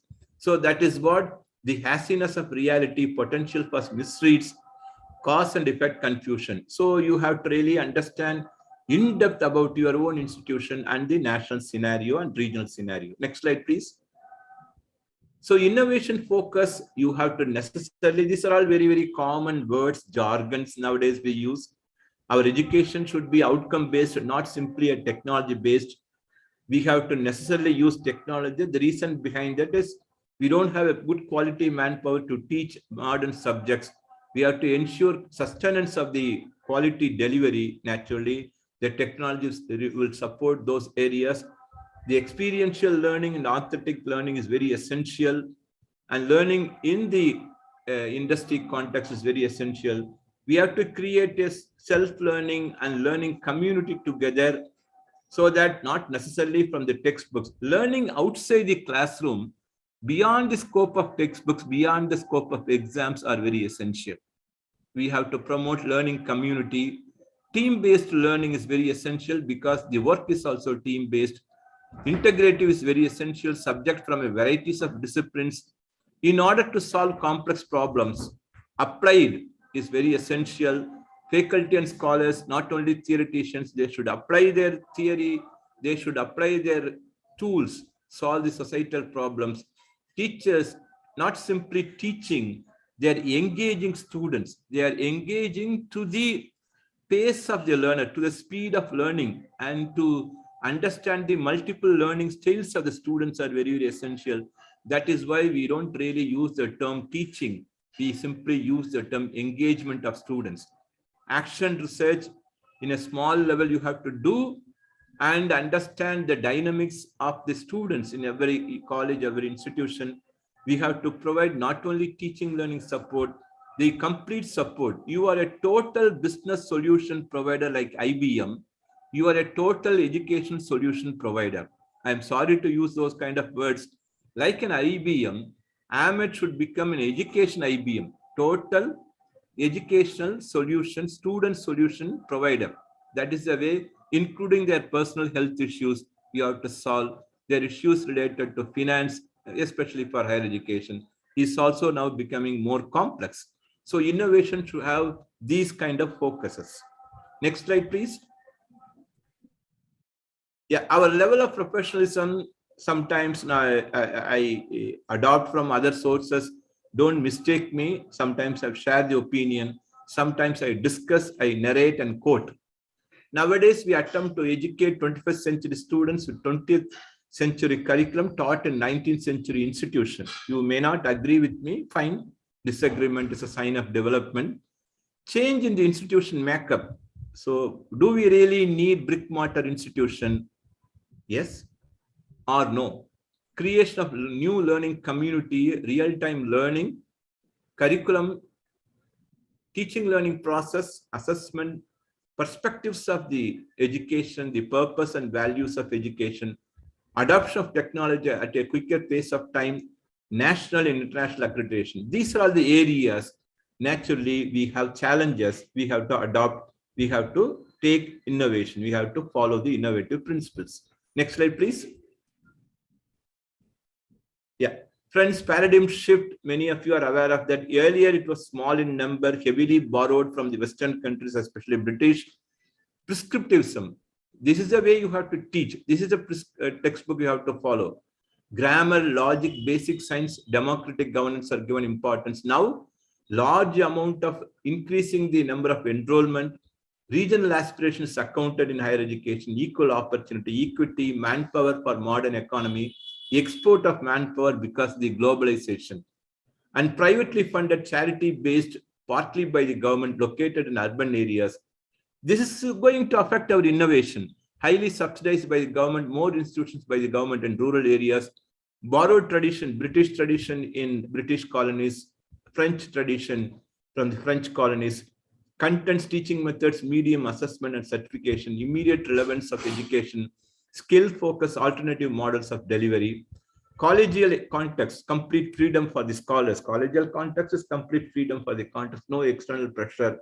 Freedom in research, regional inspirational leadership. Here, you have to manage the resources with the limited funds, managerial context, niche market is created, branding and benchmarking is given importance. So, lot of the classical text, paradigm shift, we are using the classical text, advanced readers. Here in the current shift, virtual text is used, multiple courses and online courses are also given to satisfy.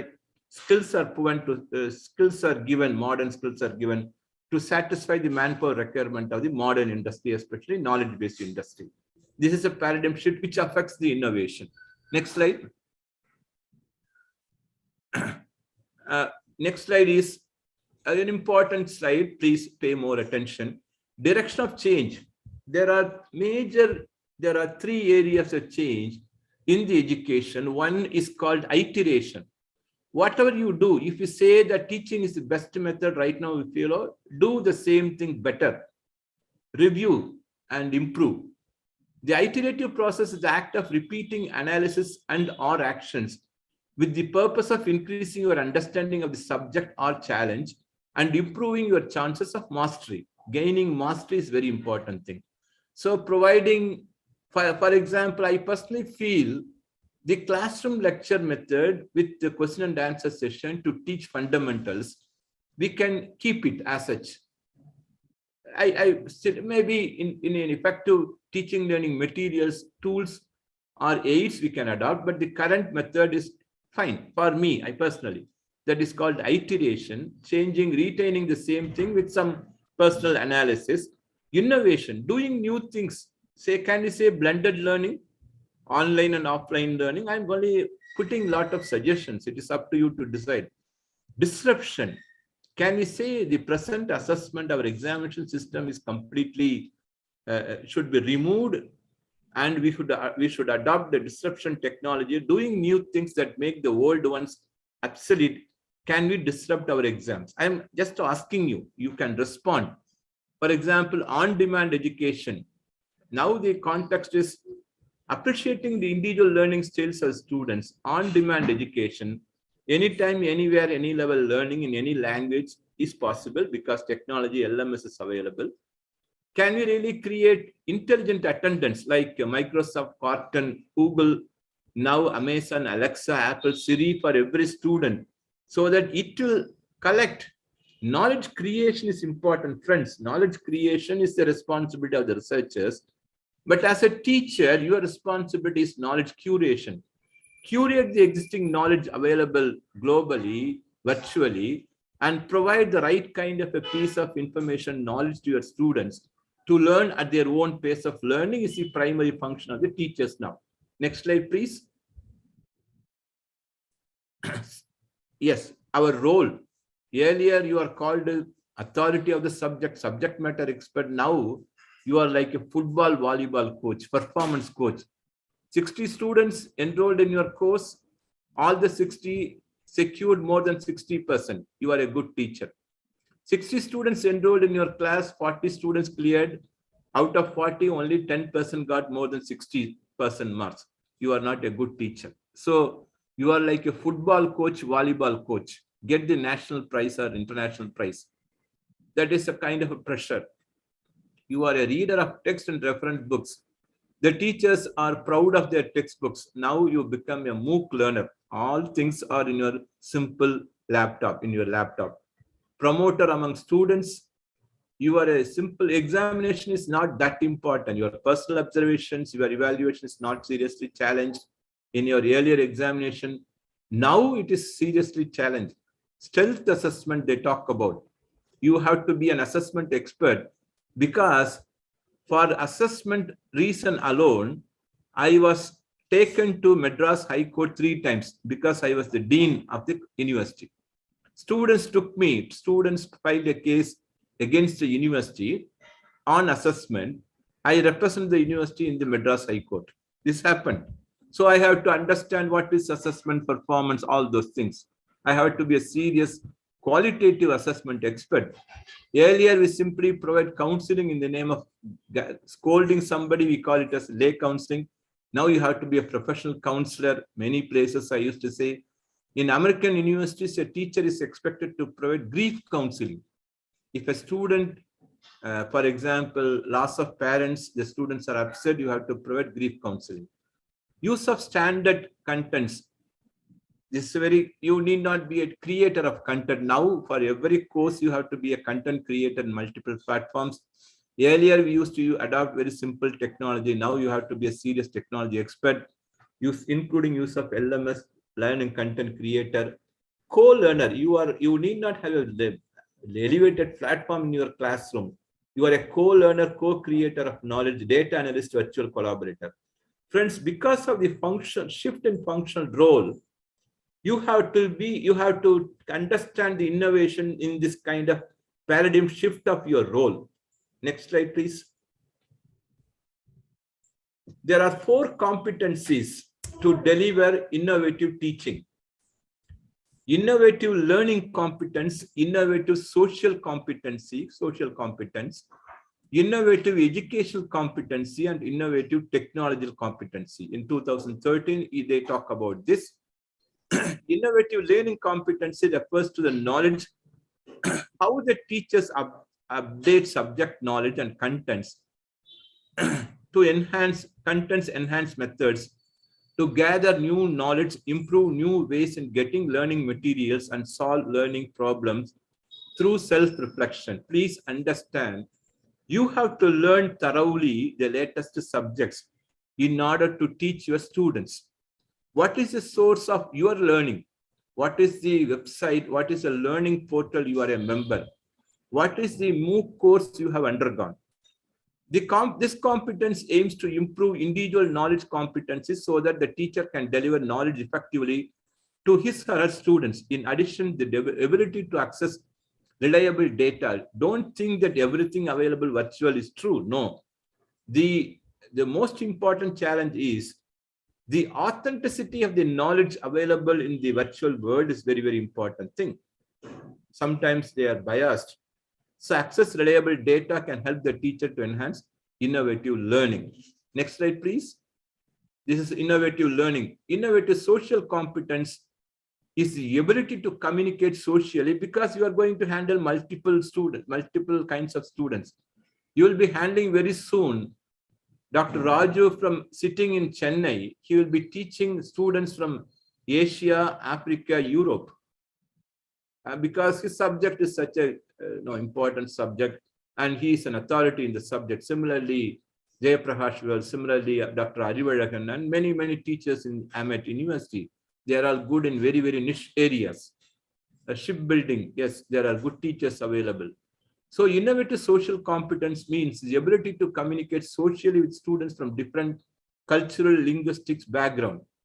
In online learning, this refers to innovative skills of the teacher's ability to tolerate the social aspects of the digital nature of communication, where students are absent from physical interaction and expression. This is again advantage, also disadvantage. So how do you are going to handle students of multiple cultures? I share my own personal experience. In American university, when I was teaching, I considered quiz program in classroom is not a serious assessment. I didn't conduct any quiz program in the first 20 days. So the students sitting in my class wrote in mail to my chairman, who is a Chinese fellow, who is a Chinese professor. He immediately called me, why you have not conducted quiz? My blunt answer that time was, quiz is not a serious program, serious assessment exercise. He said, who has given such who taught you like that? In US, quiz is an important program involving students inside the classroom. Learning together is very important. Go and conduct quiz program hereafter. Simple order. Then I understood the importance of quiz program. So innovative social competence must have a presence in order to avoid confusion, frustration, miscommunication, and the challenging behavior of online course users. Teachers need innovative social competence in online teaching and learning environments. This is very, very important thing because you are a global workforce. Next slide, please. Innovative educational competency, the ability to integrating subject knowledge, pedagogical aspect, and learning psychology to achieve the developments of students in understanding the topics taught. In online context, online learning context, the teaching facilitators need to guide students effectively with the passion of encouraging active learning. It should be taught through teaching effectively. Innovative technological competency helps the teacher to find comprehensive information from online sources to enhance teaching and learning activities. Teachers use a smartphone to share online resources directly to students. Utilizing smartphones in class setting combines technology competency and interactive contents delivery to promote innovative teaching. For example, simply putting your PPT is not an innovative teaching method. Please understand. Simply putting some few photographs is innovative. For example, if a student is allowed to interact with the text you have created, first interaction is between student and the text, students with other student, students with a group of students, more than one student, student with teacher. There are 4 levels of interaction. Are you really competent to design innovative teaching material in all those 4 areas? Next slide, please. Yeah, please understand. The focus is more, sometimes we are fascinated about the technology. Please understand, the focus is on learning outcomes, the students' learning outcomes, not the teacher's efficiency or not the institution's competency or the institution's richness in adopting a particular technology. Please focus on outcomes. Next slide, please. For example, transformation, change management is very essential. There are 8 steps. Sense of urgency is very important thing. Do you really want to have? The innovation is very important. You should go for change management. Understanding change management is very, very important thing. And creating a sense of urgency, forming a very powerful coalition, interacting with others, guiding coalition, creating a very well laid down vision. Vision is a dream statement you may not be able to achieve.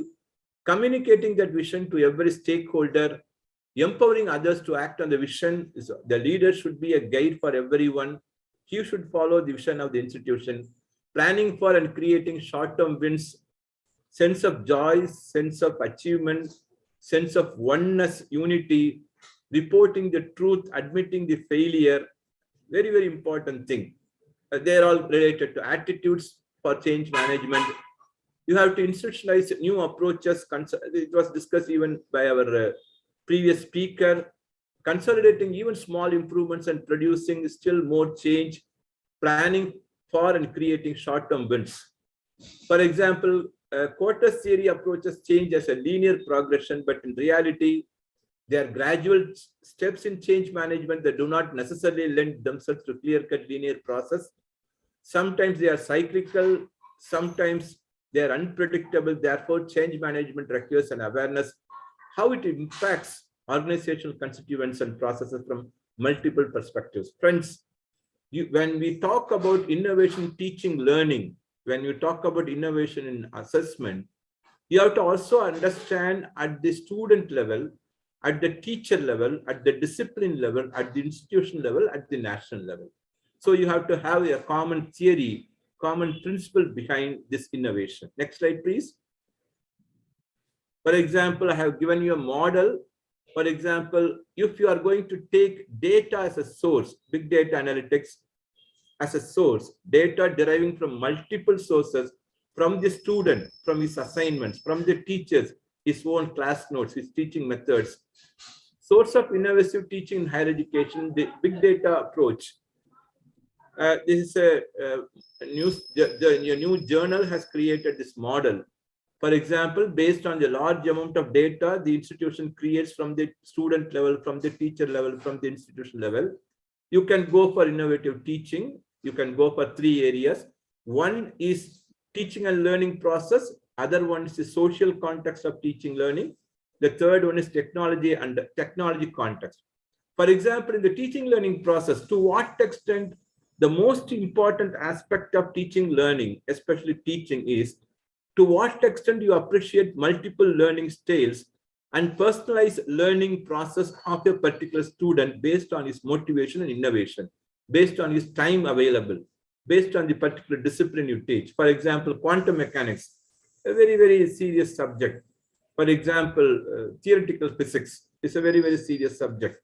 There are certain subjects where you have considerable amount of interesting. You will give a lot of examples. Students can easily understand that.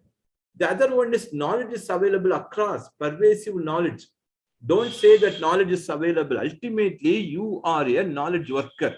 As a teacher, whether it is Jayaprakash Vel, our registrar, beloved registrar, Professor Raju or Alivaragan, or anyone in the AMED, you are all knowledge worker. You may call as yourself as a professor. You are transacting a textbook content, academic content, textual content, primarily to increase the knowledge of the students so that that knowledge is applied to solve the societal problem, to increase its economic status. So the interaction, conversation is very, very important. To what extent you are going to create innovation which promotes interaction? As I said, there are 3 levels of interaction.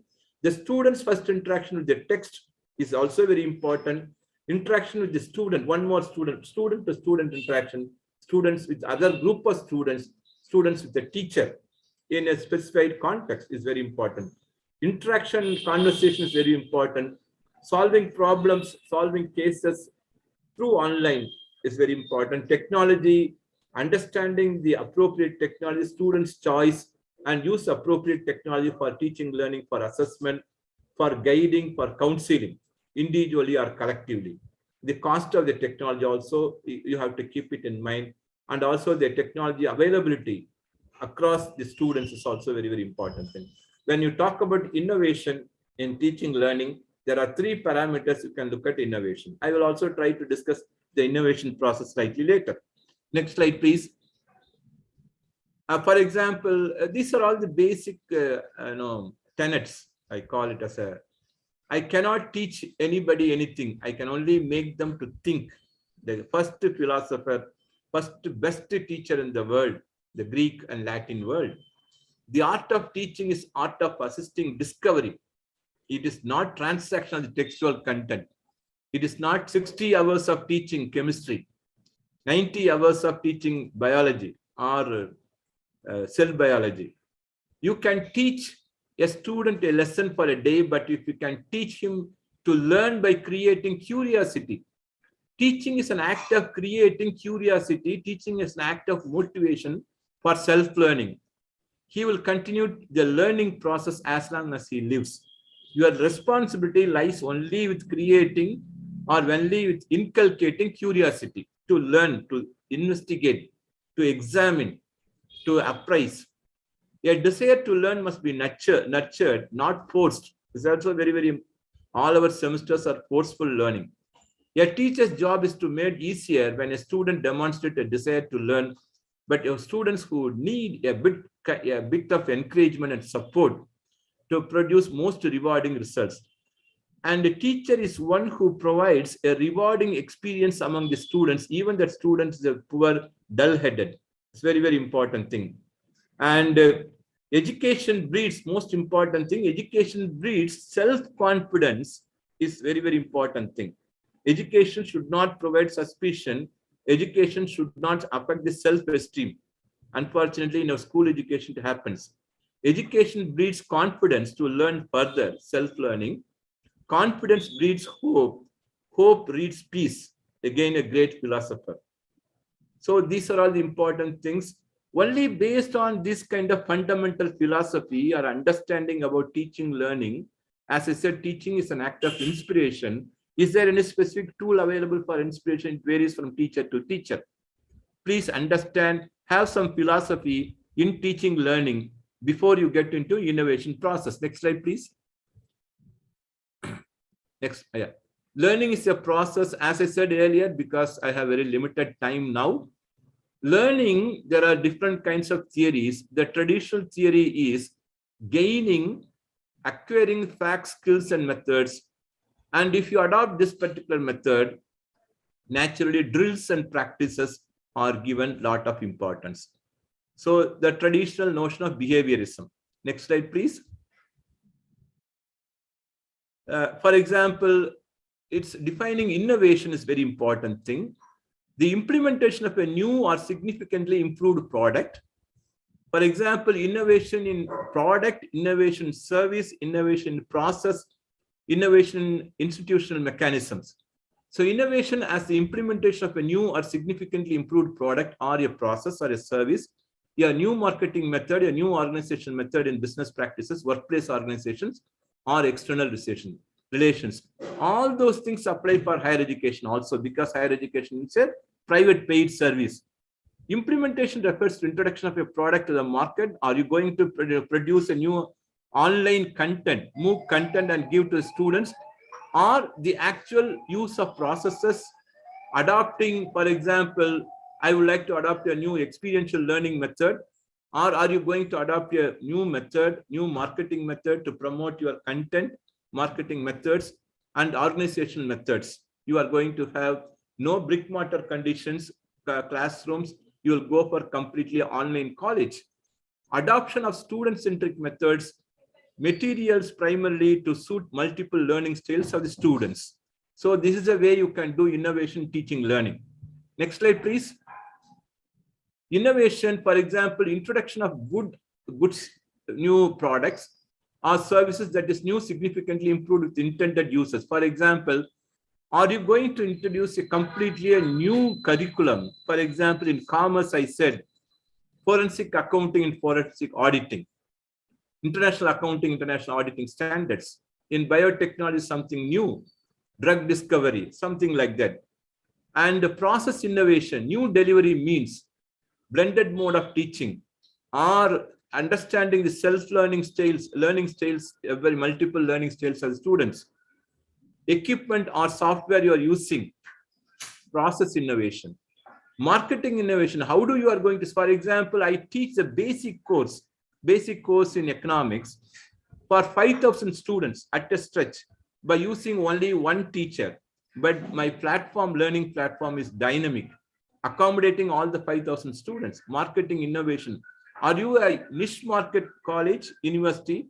I'm asking Amit, are you a innovating a new process oriented university or a traditional oriented university? Are you focusing on new niche market? So realigning, repositioning is very, very important thing. Marketing innovation, change in the product designs.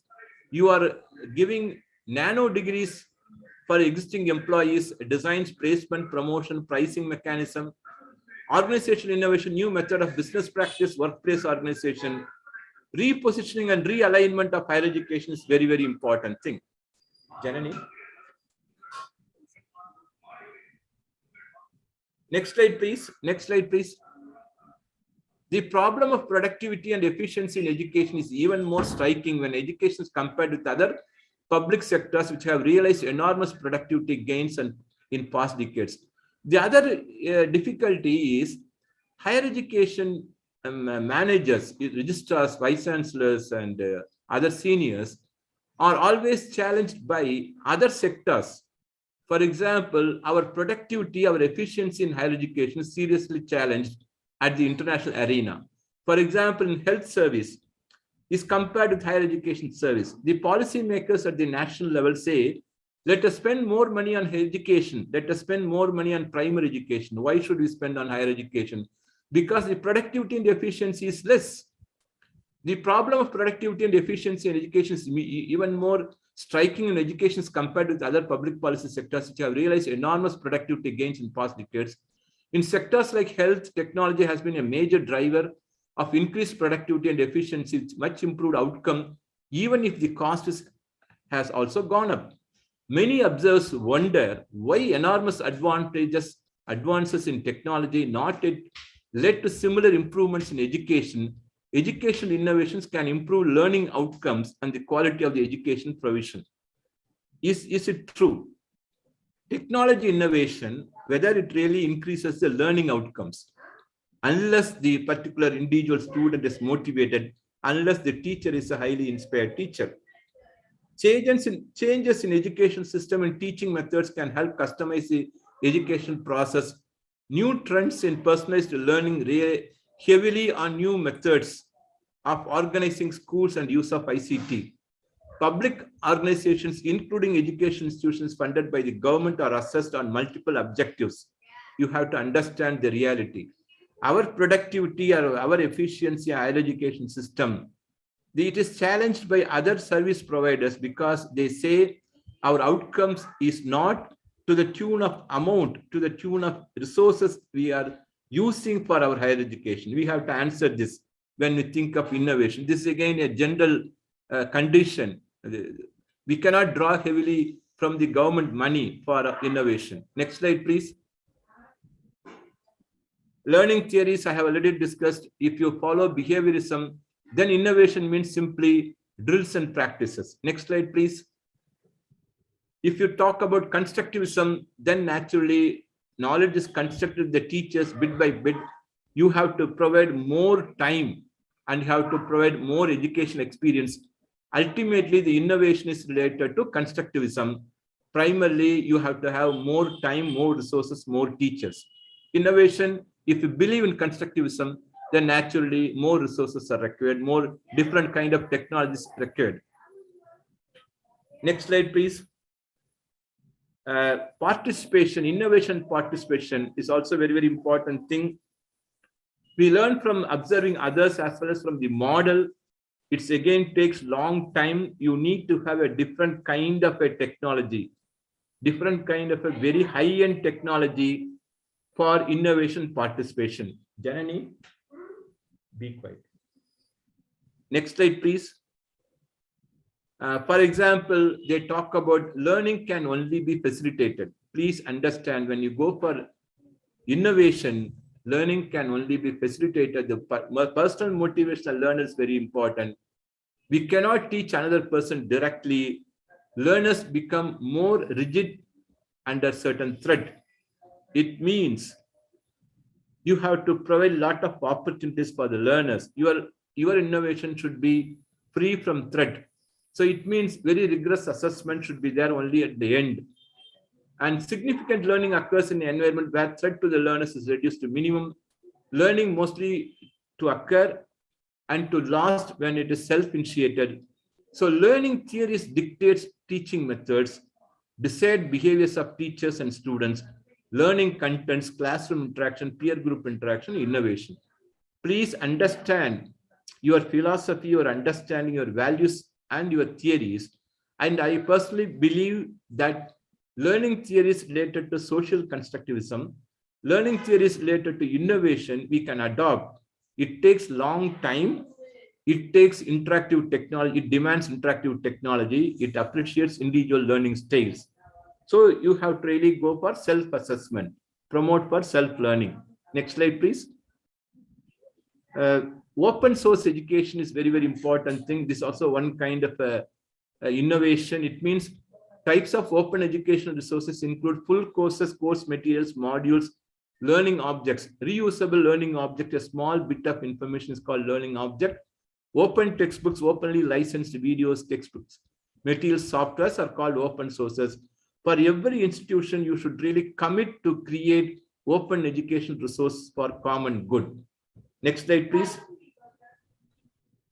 Growth models for higher education. I have given 4 or 5 stages. One is the initial stage, how you have to, for example, accept multiple models, let 100 flowers blossom, don't restrict.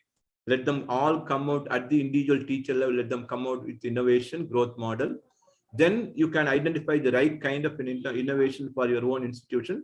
Stage of centralization, then inward looking is very, very important thing.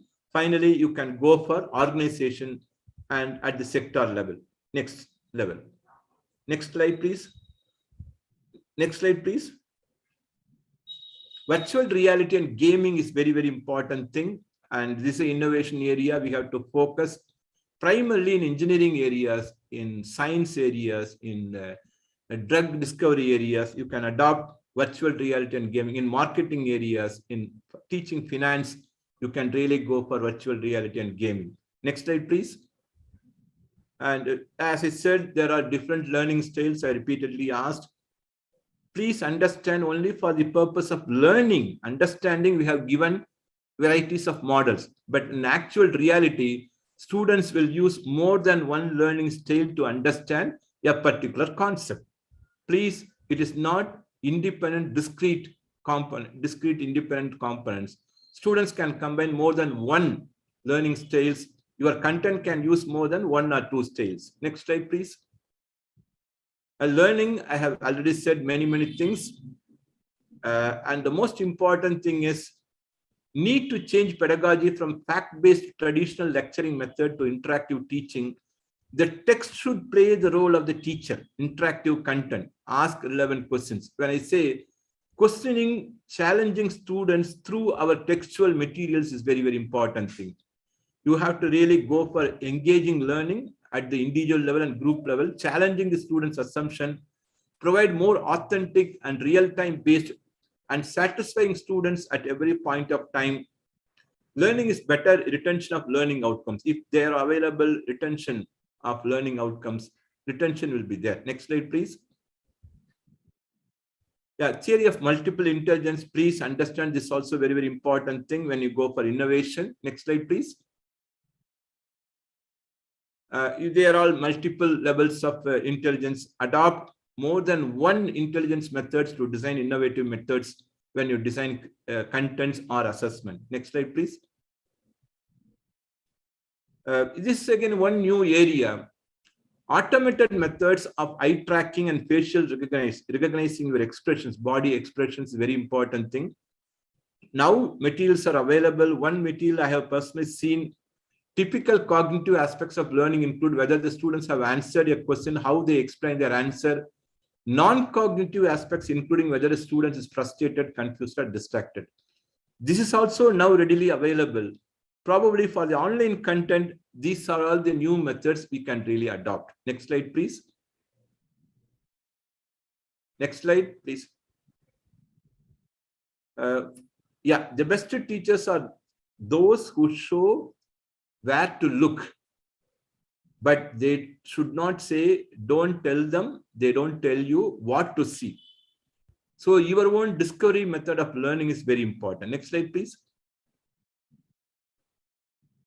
Student-centered interaction education. I have given you some examples for their goal.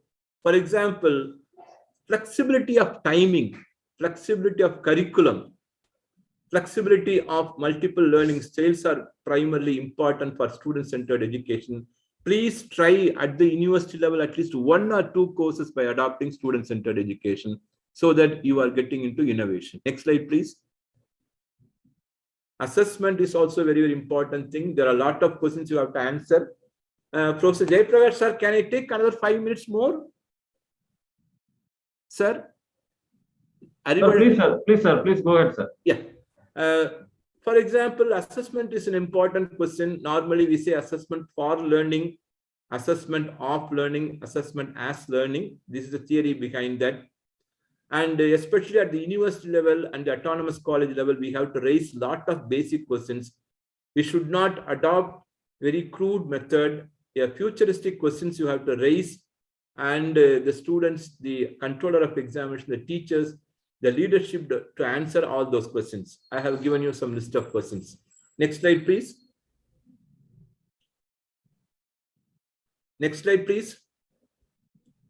As I given, traditionally learning was considered as previous slide, please. Previous slide, please. Go back.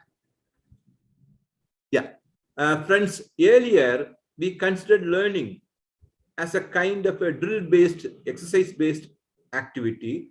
Learning was considered as an accumulation of basic facts, bits of information, knowledge that are sequenced, linear, patient, hierarchical sometimes, need to be explicitly taught and reinforced. That is why the teachers play a considerable role. Now learning is used as a process of understanding, constructing knowledge with the group of students or with the teachers, new meaning systems, knowledge and skills depending on students' interest, experience, and learning styles. It also encompasses attitudes. So it's completely two different perspectives about learning. So ultimately, there are three understandings about assessment. The learning decides the kind of assessment you have to adopt. Assessment for learning is primary importance we have to give. Assessment as learning for researchers. Assessment of learning primarily for certification process. Next slide, please. Assessment for learning. Next slide, please. Assessment for learning primarily for teachers, designed to give teachers information to modify and differentiate teaching learning activities, to increase the content, to reduce the content, or to modify the teaching learning methods, primarily teaching methods, teaching aids. There are predictable pathways that many students follow to learn, to target instruction and resources, and to provide right kind of a feedback. So this kind of assessment is also very essential. Teachers should have this particular philosophy or point of view or openness. Next slide, please. Assessment for learning for teachers. Next slide. Assessment of learning, primarily our summative final semester exam.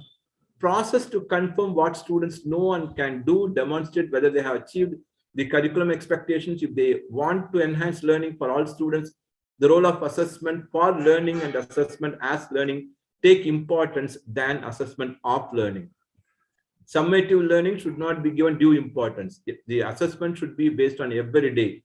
Self-assessment should be given more importance. Next slide, please. Stealth assessment. The AICTC has also promoted this recently. As I said earlier, innovation, disruption is one method. Stealth assessment is an indirect assessment with the help of digital tools, right now adopted in few deemed universities. 21st century skills can be measured through games. In an indirect manner, you can adopt stealth assessment. To avoid multiple MCQ, multiple choice questions, stealth assessment is emerged. It is accepted by the government, by the AICTC also. This is a new disruption in assessment. Next slide, please. I have also defined what is stealth assessment. This is also one method of stealth assessment, the automatic data collection that goes on in the background when the students work with the rich digital environments. It borrows techniques from the online role-playing games, such as a lot of new games are available. The idea of embedding assessment into a simulated learning environment is now being extended to schools, colleges. The claim is stealth assessment can test hard to measure aspects of learning, such as perseverance, repeated efforts of the students, creativity of the students to solve a problem, strategic and creative thinking. We are talking about sense making, design thinking, adaptive learning. They are all 21st century skills. All those skills cannot be measured, cannot be assessed with the current methods of assessment tools. Naturally, we have to follow the stealth assessment tools. When you claim that I teach 21st century skills, naturally you have to follow, you have to measure or assess, examine skills like design thinking, adaptive learning, cognitive load management, and all those things. Stealth assessment will be the primary tool useful for us. Next slide, please. Next, I am almost done. Next slide, please. Yeah, I am almost done. Next slide, please. Next slide. Is there any slide after this? Oh, okay, okay. Friends, I am done. I'm sorry I have taken almost 7 to 8 minutes more. And if the organizers permit, we can go for question and answer session. Otherwise, my mail ID is given. You are most welcome to raise your doubts, clarifications. I am prepared to answer, but you have to give me at least 24 hours time. And I have some more other preoccupations today. And you are most welcome to challenge whatever I said here. And innovation will come if there is some challenges, if there is some disruption, if there is any innovation or iteration. You can adopt anything for that matter. And my final word is the current NAAC assessment methods and teaching learning process is very, very crude or very rudimentary. They have to revise the NAAC team, the NAAC body should revise a lot of tools and assessment tools when they really seriously go for promoting innovation, teaching and learning. They should not really go for quantitative methods. This is very, very important thing. You can even quote me, I have no problem, but don't misquote me. The NAAC should revise its guidance immediately, especially in the teaching learning process. Thank you. Thank you, Dr. Arivadan, Professor Jayaprakash Well, and our learned Vice Chancellor, Professor Raju, and others for actively listening to my presentation. Please, I'm very open for discussion now, provided the time is available. Sir, with Professor a great, Arivadan.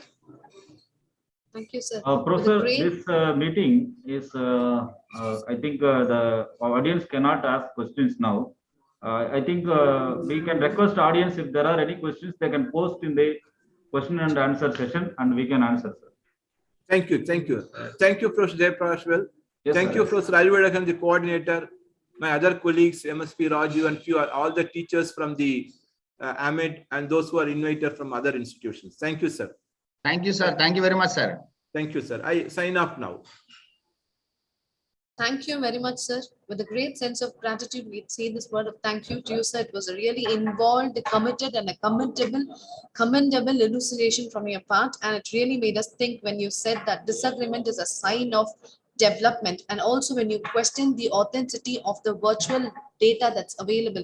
Of course, it was wonderful and it is a renaissance to our thoughts, sir. Thank you very much, sir. From Thank our you. side, we thank you a lot for it, sir. Now it's time for me to welcome our most respected MSP Raju sir, the Dean and HOD of Naval Architecture and Offshore Engineering Department, Amit University. He has worked a decade as a senior scientist at Naval Science and Technological Laboratory, DRDO. He has also been employed as a ship senior surveyor at DNV Classification Society, Norwegian multinational company.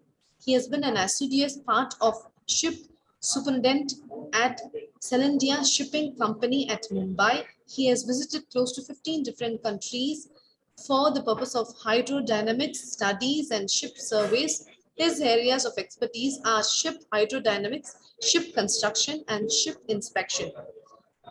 Sir, we are more happy and glad enough to welcome you to our platform today in order to share and inspire us about your thoughts about leadership principles from Indian ethos.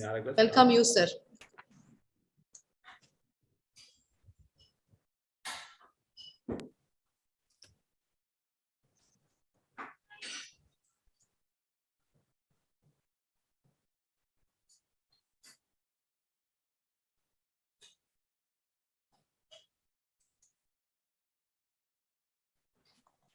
Hello, madam, you are not audible. Yes, sir. You can just start, sir. You can begin. Okay, You're welcome, okay. sir. Okay, thank you.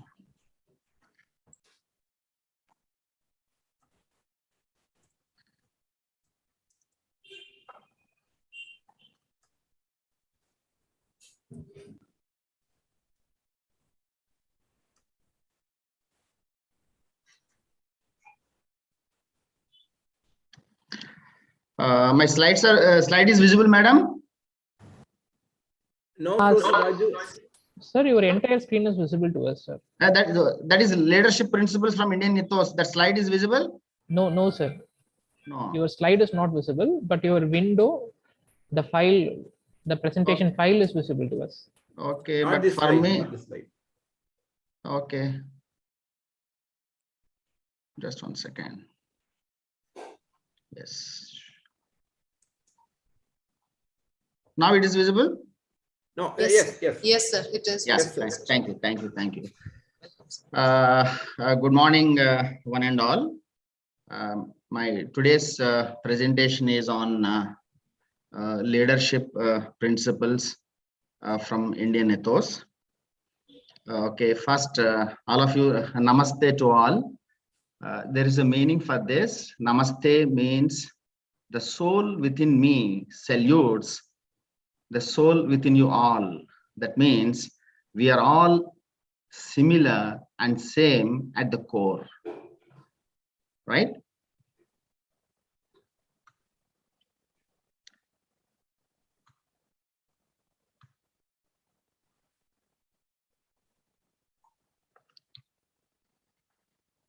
Here, there is a video on leadership.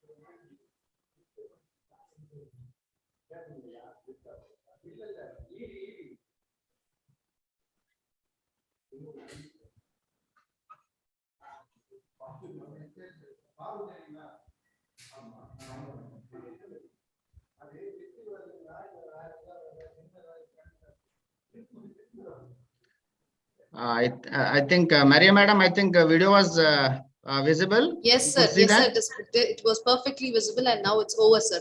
Now Very good. there we could see a hoarding says "Lead India." Very good. Yeah. See, friends, from this video, who is the leader in this? Anyone answer, or who is the leader in this? So the small boy who took the lead. Very good. So that means what we can understand is leader is not a position, either by our degree or by our wealth or whatever it is. Okay, leadership is internal, right? It should be an inspiration from within. Okay, so that's what we can understand from this video. This is from the Lead India Times of India video. Okay, so with this as my inspiration, I want to start the leadership principles from Indian ethos. Okay, so why I have chosen this topic is there are umpteen number of messages within our Indian ethos, especially from various scriptures, like especially Bhagavad Gita. Okay, maybe similar within other religious texts also, but here I'm concentrating mostly on Bhagavad Gita. So here is a definition for the leader in the Bhagavad Gita given. Yadidacharati sreshtaha tatra devetaro janaha sayat pramanam kurite lokastu dhanavartate. This is the sloka. So what is the thing? Whatsoever an ideal person does, he is followed by others. As well, whatever standard he sets, the world follows the same. So here, very nicely, the leadership principle is explained. Whatever an ideal person does, others would do that. Whatever standard is set by the leader, the others would take it as a standard. So the ordinary people follow what a leader does. Hence, leader should be careful that he's setting the standard for the people to follow. So same principle applies at home also. Whatever parents do, the children observe and follow. Whatever the teacher does, the students follow. So whatever the seniors or elders do in the society, the others will follow. So from that, it's very important is leader. He should observe himself, what he is doing. So maybe in our education field, every teacher is a leader, right? So we should understand that the behavior of ours definitely observed by the students, and then they will follow it. Okay. So a leader generally listens to his inner voice. Here is the sloka. Indriyani paranyahu indriyadhyabhya paramanaha. Manasastu parah buddhihi buddhe paratastu saha. That means the senses are superior to the gross body, and superior to these senses is the mind. Beyond the mind is the intellect, and even beyond the intellect is the soul, Atman. Okay, that's what we say generally in our colloquial sense, our inner conscience, or inner radar, or inner engineering, whatever term you call, right? It is at the end of the day, ultimately, it is our inner conscience. Okay, so this is what a picture depicts the exact meaning what I explained now. So here you can see that the senses, that means the horses represents senses, okay, and then reins represents the mind, and the charioteer driver represents intelligence, and the soul is within, right? So now it all depends on us. You want to follow the whatever information is given from the senses and then a mind, or you want to follow the soul's instructions, that okay, that intuitiveness we call. So then a leader shall have divine qualities, right? So in Bhagavad Gita, it has been explained in the 16th chapter, first 3 slokas are giving wonderful what you call qualities a leader should have, right? So these are the 3 slokas. What are they? Abhayam sattva samsiddhihi jnana yoga vyavastitaha danam damasya yajnasya swadhyayanta parjavam ahimsa satyam akrodaha tyaga santir apaysunam daya bhuteshva loluptam mardavam hira chapalam teja kshama dhruti saucham adroha natimanita bhavanti sampadam daivi avijatasya bharata. These are what you call 26 qualities a leader should have. Okay, so what are these 26 qualities? The first one is fearlessness.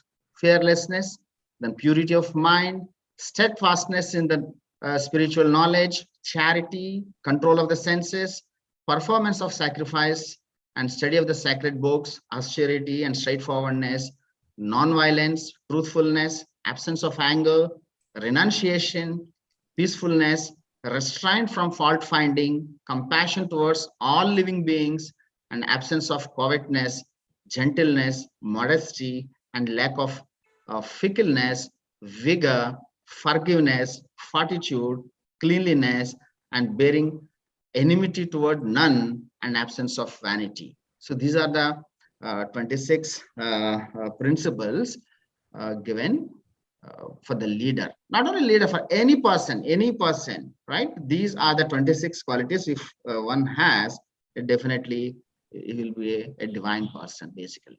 Okay, so the first one is here, the fearlessness. It is known as abhayam. Okay, fearlessness. So the fearlessness is not absence of fear, right? Basically, so fearlessness is the total presence of the fear with the courage to face it. Basically, courage to face it. You have to face. Always Swami Vivekananda's quotes, be fearless. Be fearless. Fearlessness is the engine for all the other divine qualities. If one possesses possess this quality, the other qualities will come subsequently. That is the reason, be fearless. That is a fearlessness is the main quality one should have. Okay. So one will get the bad qualities due to fear. That is the reason fearlessness is chosen as the first divine quality one should have. If one has fearlessness, all the bad qualities will never reach them. Okay, never reach him. Imagining in mind with the timid, the loss of loved ones, getting unwanted ones is known as fear. So fearlessness is a choice, basically, like any other thing. It is you to choose that you want to be fearless or you want to always suffer from the fear. Okay, so you can consider fear as forget everything and run, or face everything and rise. Choice is yours. Okay, so one should realize that fear is the death and the fearlessness is life. Okay, so this is a famous quote from Swami Vivekananda's literature. Okay, fearlessness is the life. And then inner purity. The second one is inner purity. So true beauty lies in the purity of the heart. This is a saying from the Mahatma Gandhi. So the inner purity is nothing but the purity at the heart. So one should be free from the attachments and repulsive to the sense objects. So one should be free from dualities. One person is detached from worldly objects and attached to God, he will get inner purity. If a person seriously follows the spiritual path, his all sins will get dissolved and will become pure. When one's heart is pure only, no disturbances at his heart, and he is ready for spiritual journey. Okay, so see, some of the sentences and all maybe looks spiritual, but my request or whatever suggestion is apply to the present world. See, all these things are very well applicable to the present situation and present scenario, right? So that is what I want to say from this. So the steadfastness, that is Gnana Yoga Vyavasthitaha. That means always one should be involved in Jnana Yoga. That means getting knowledge, right? So the knowledge is classified as Paravidya and Aparavidya, basically. So that's what we call spiritual science and physical science. Okay, physical science means what is everything outwards to us. That is a physical science. The inner science is known as spiritual science. That is known as Paravidya. Okay, so basically there is another quote, very important quote. The time upon which you invest, that grows, and the thing that starves of time will shrink. This is a very wonderful statement. Basically what it tells us, if you are investing time on a particular subject, definitely that subject will grow within you, right? The others will, whichever item or whichever points starves of time, that will shrink. Okay, so if one wants mastery for any subject, one should spend enough time wholeheartedly on that. So if a student wants to get good marks in exams, yes, he needs to plan ahead and study wholeheartedly, right? And then fourth one is the charity. Dhanam in Sanskrit is known as dhanam.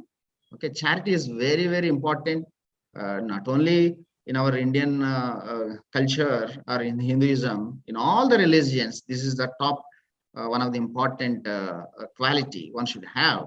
So charity is giving something to others, right? It not only means giving money or wealth, it means a lot. You can do charity, anything what other person lacks and what you have. You can share knowledge, you can share food, you can give confidence to others, whatnot. So there are so many things like that. So even in our Indian history, we have kings like Karna, Shibi, Raghu, Ambharisha, Harishchandra, like that. There are so many kings and other personalities. And even in this modern world, we have like Ratan Tata and Bill Gates and all, who did a lot of charity as part of their corporate social responsibilities, right? And then the fifth one is sense control. This is the very, very important sense control. It is known as Dhamma, right? See, we have all have the five senses, like eyes for sight, touch, that is okay, and then hearing, ears for hearing, and then taste and smell. Okay, these are the five senses. So these are so the point we have to understand is we have to be very careful about these things, you know. So sense control is very important quality one should have. So there are 5 senses for all living animals and humans. They are visual temptations, sound temptations, smell, taste, touch. See here I have given examples from scriptures. So this sense is very dangerous to person basically. See, a moth is trapped by fire and dies. A deer is caught by the sound temptation. A bee is trapped inside flower due to its smell temptation. A fish is trapped due to its taste temptation. And the elephant is trapped due to its temptation of touch. Okay. See, now from these examples, you can understand each animal or whatever it is only ruined because of one sense. One sense, okay? A man, a person, we are all getting tempted out of all these things, right? Whatever I see, I want it. Whatever I hear, I want. So all these things. So this, a leader should control basically, right?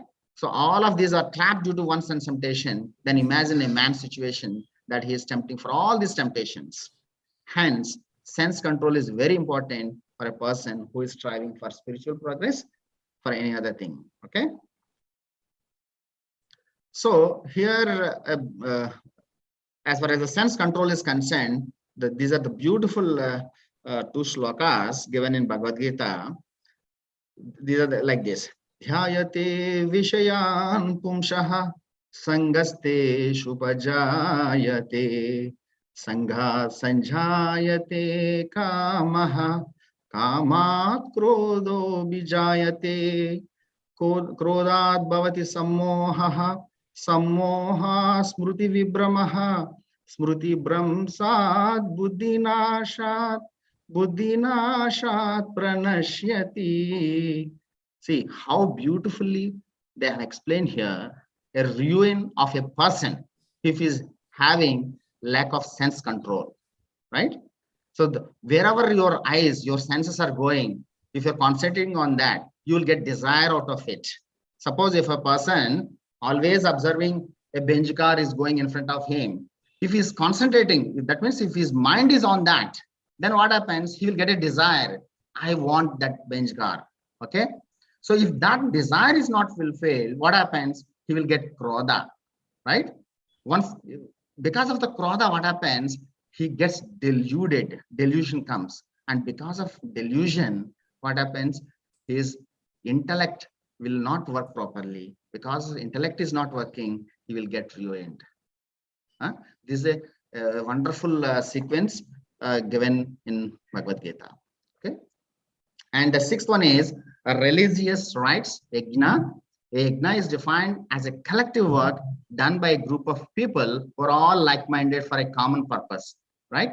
In the that is a thing, basic definition. But in the modern sense, we can take it as any work dedicated, right, selflessly for the humanity can be considered as an yajna. Okay, a health camp organized by a group of people for the poor people is an yajna. Yajna is a selfless activity done for the common good. Like other examples I have provided here: AIDS awareness programs, cancer awareness programs, community service programs, outreach program, anything we can call it as an yajna.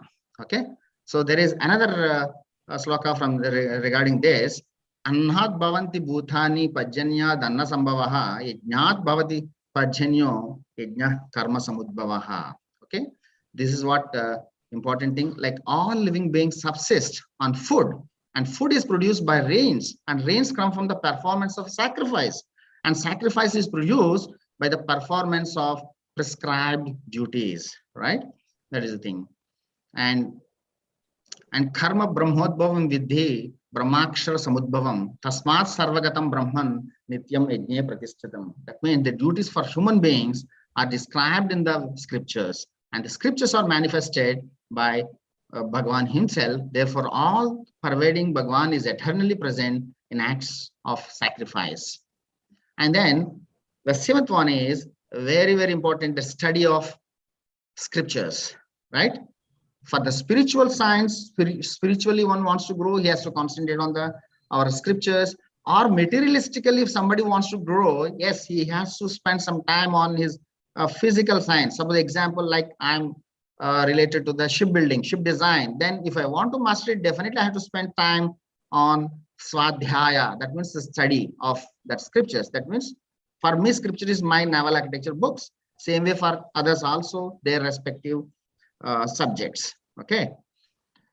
So there is another sloka on this, how the education system should be, like here very well given here.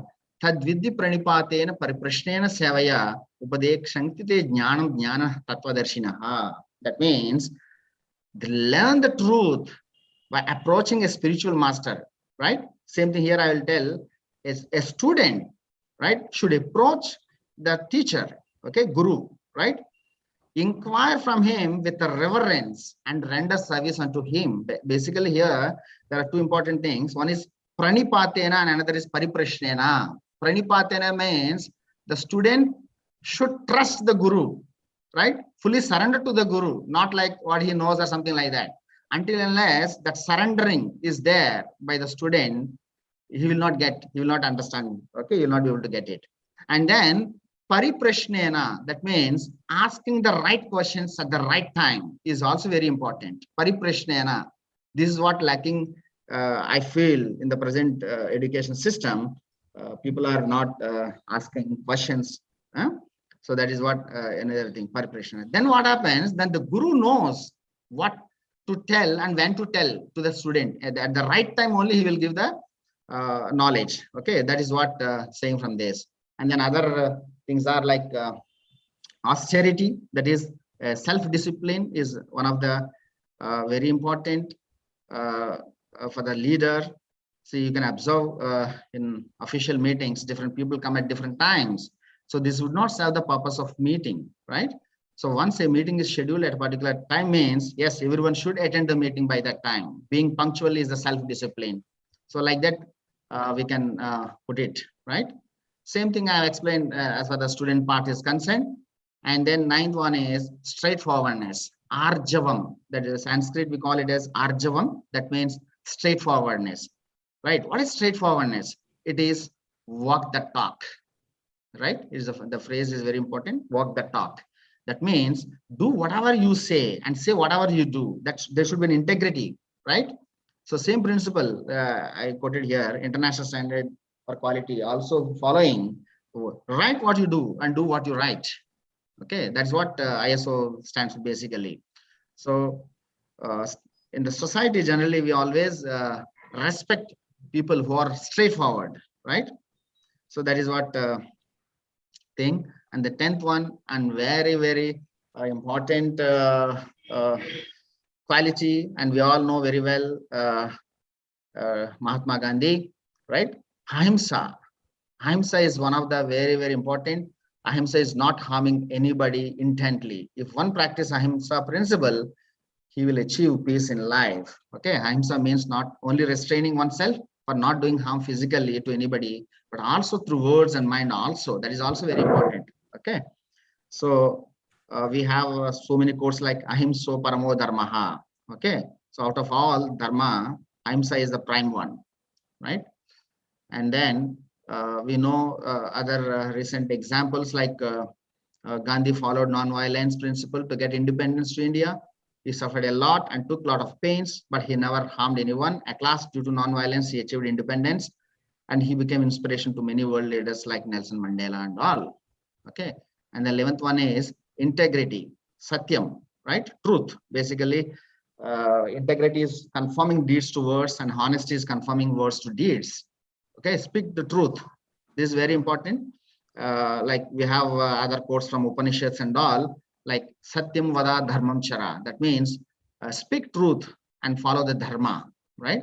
And Upanishad also says Satyam Eva Jayate Nanrutam. Nanrutam means here untruth. Okay, only truth alone triumphs, not untruth. Okay, and Satyam Eva Jayate is, we all know that, is taken as part of Indian national emblem, right?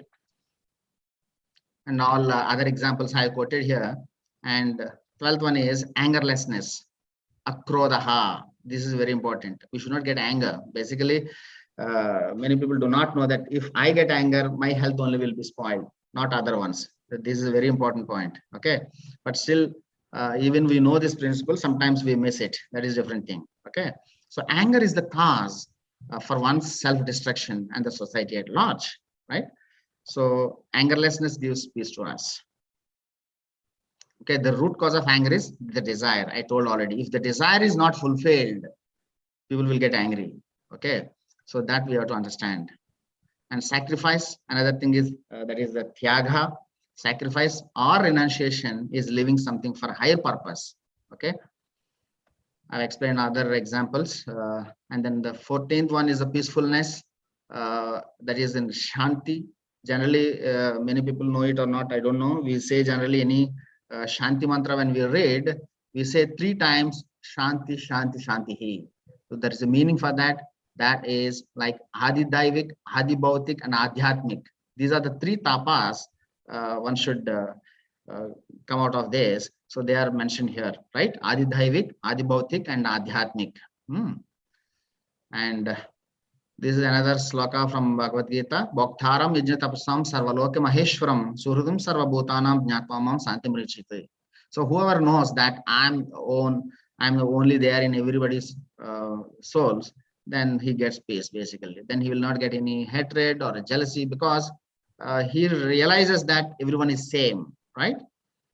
And then gentleness of speech, that is apaisunam.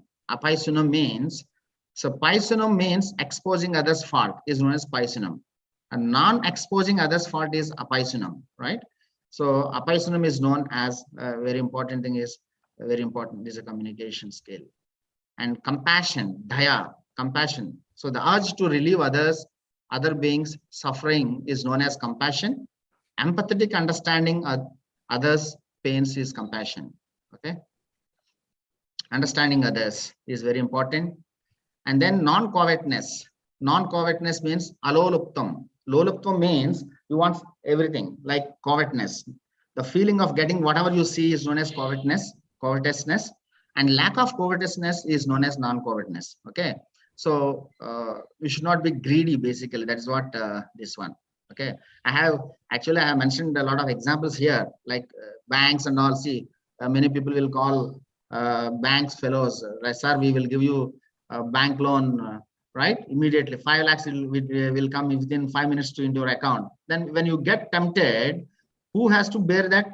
You only have to pay. Then we should decide that whether you need it really or not. So don't get tempted by all these things. That's what meaning.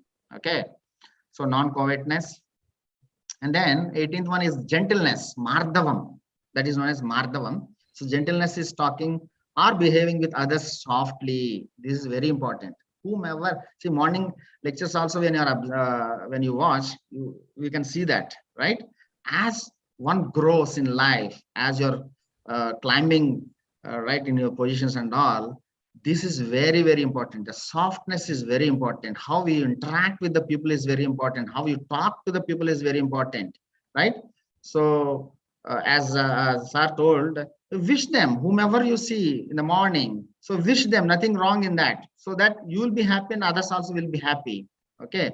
So always smile and wish others, right? So this is what Mardavam. And then modesty, that is Hri. This modesty is the shyness in performing the forbidden actions given in scriptures and in the society. And then steadiness is known as achapalam. Chapalam means fickle-mindedness. Just changing your mind time to time is not correct thing. That is chapalam. So we should not have that. So that achapalam means lack of fickle-mindedness. Okay. And then brilliance. That means it is known as tejas. Radiance is the face of a person, is due to inner glow of a person. Okay, so generally leaders have this tejas. And then forgiveness, that is kshama. That means you have to forgive others' mistakes. Generally, a person who is having the quality of forgiveness tolerates the misdeeds of others without any feeling of retaliation. That is very important. Retaliation in the heart.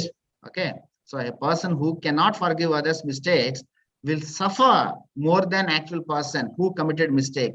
This is very, very important point. One should remember all the time. Okay. So the person who is feeling grudge or whatever it is inside, he suffers more and his health will be suffered. So please note this point actually, very important, right? I have given other examples like a mother forgives the children mistakes, a teacher forgives student mistakes, like that I have mentioned. So, and Mahatma Gandhi says, the weak can never forgive. Forgiveness is the attribute of the strong. Forgiveness is the attribute of the strong. Okay. And then forbearance, dhriti. Forbearance is the fortitude, the mental strength to face any situation in spite of number of failures is known as dhriti. So forbearance, we should have it. And then cleanliness, that is saucham.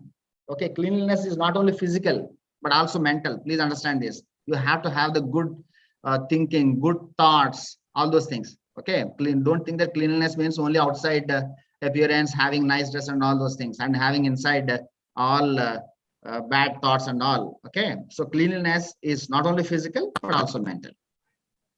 And non-hatred, adrohaha. Okay, absence of hatred in the mind is called adroha, that is non-hatred. We have to have this quality for living happily in life, right? So why we should hate others? This is a very important point we should understand. So let us concentrate on ourselves inside, inner purity, inner, okay? And non-egoism, the last one, non-egoism is the natimanita. Okay, lack of egoism is is natimanita. Manita is means pride. Atimanita means over pride, right? Lack of that is known as natimanita. That means you should be non-egoistic. That is very important. A person who is willing to grow in life and wants to live a peaceful life shall have no pride at all.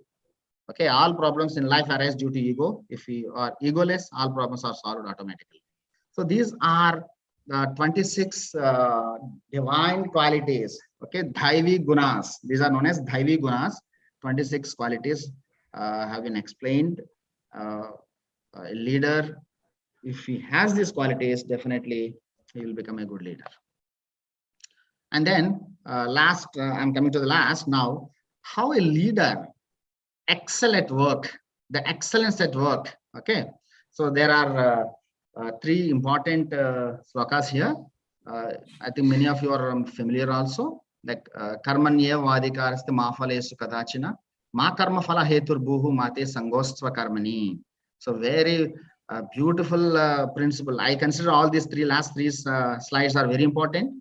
Like you have a right to perform your prescribed duty, but you're not entitled to the fruits of your actions. Never consider yourself to be the cause of the results of your activities, not be attached to inaction.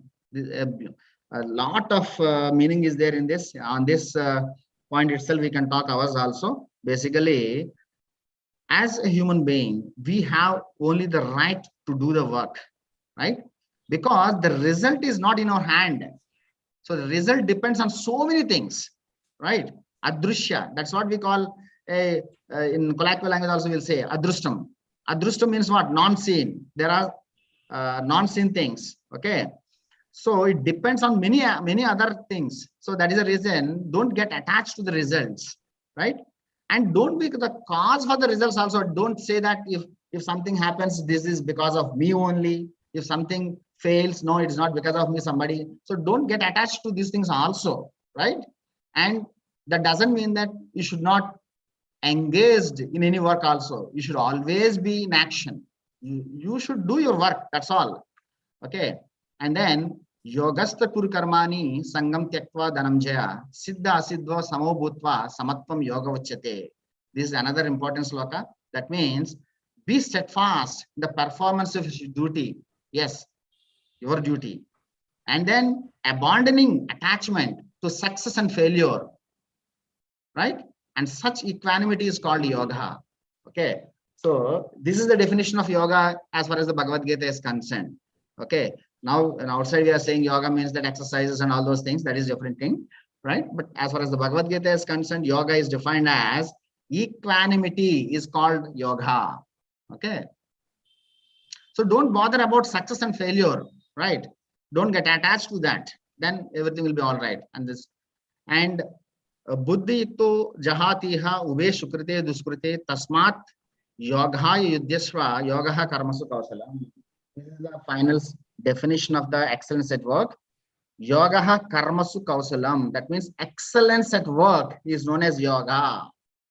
Okay. One who prudently practices the science of work without attachment can get rid of both good and bad reactions in this life itself. Therefore, strive for yoga, which is the art of working skillfully. That is the important thing. Art of working skillfully is known as yogaha, and it is known as yogaha karmasu kausalam.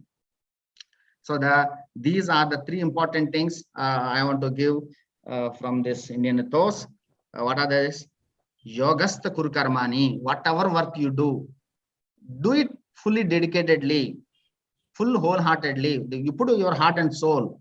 You put your hands where mind is there. Where mind is there, you put your hands like that. Okay, there should be an integrity. That is yoga. Okay, and then samatvam yoga vachyate. After doing that work, whatever result comes, you don't get perturbed with that, right? Be equanimous. That equanimity, that samatvam is known as yoga. And yoga karmasu kausalam. That means excellence at work is known as yoga. Okay, and these are the references I have used for this presentation. So there are so many books like this, plenty of books on Bhagavad Gita available. Okay, so whoever is interested, they can refer to that. So thank you one and all for your time. So now I'm okay with the questions if somebody wants to ask any questions. Thank you, Madam Maria. So you're welcome, sir. Let me just complete the session by saying a very big word of thanks to you, sir. It was really a very erudite, accomplished way of speaking. We did see a big guru seated right in front of us, trying to talk to us and bring us back to senses, to the reality. You brought us much closer to reality, to know what it is and how to think and work. It was a fabulous journey with you all this while, sir. And I was just lost in thoughts when you've been talking so much, because I have never seen you in this aspect. It was a different aspect and it was a complete shift to see Raju sir in this perspective. It was a fantastic talk, sir. Thank you very much for what you did for this minute. Thank you so much. Thank you. So now, Raju sir, can you stop your presentation, sir? yeah, please, I'll stop it.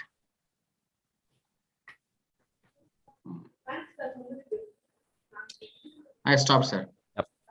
Thank you, Professor M.S.P. Raju sir, for your fabulous and informative speech on leadership principles from Indian ethos. Your speech strongly insisted on basic human values like Marvam, Tejas, Sama, and more. Once again, I would like to thank at present Honorable Vice Chancellor sir, dignitaries, and today's session speakers of the morning session. Good morning to one and all. On behalf of the university and IQAC, I take the pleasure of delivering the vote of thanks. I would like to thank the dignitaries who have graced this occasion by their valuable presence and scholarly delegation. Professor Dr. Panjanathan, Vice Chancellor Sir of Tamil Nadu Teachers Education University. The words are definitely not ostentatious, it is certain, but that comes out of my real feel as being a listener to you in the session. Your speech was so erudite, knowledgeable, through provoking, inspiring to listen to the person with such a good commitment about the institutionalization, good practices, and green campus. And Professor Dr. M. Jayakumar sir, with the great sense of gratitude, we would like to thank you for your committed, involved, commendable speech about the innovative measures in teaching and learning and evaluation. Once again, thank you everyone, sir.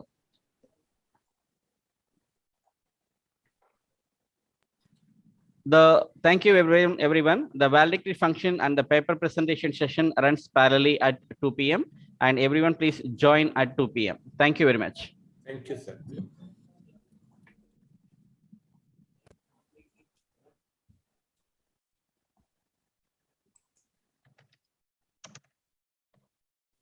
So the valedictory session will be in Zoom, and as well as the paper presentation will be in the Google Meet.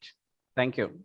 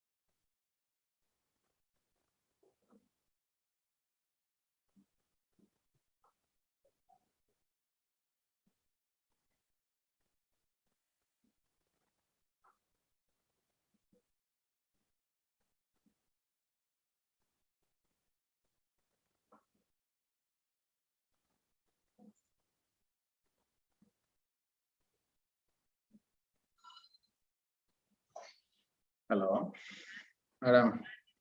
Thank you, madam. But you did you join at the beginning? No. Yeah. Because before starting, I have seen you whether you are there or not. Okay, you are busy. I think maybe. Okay, good. Yeah, I understood. That's okay. Okay, ma.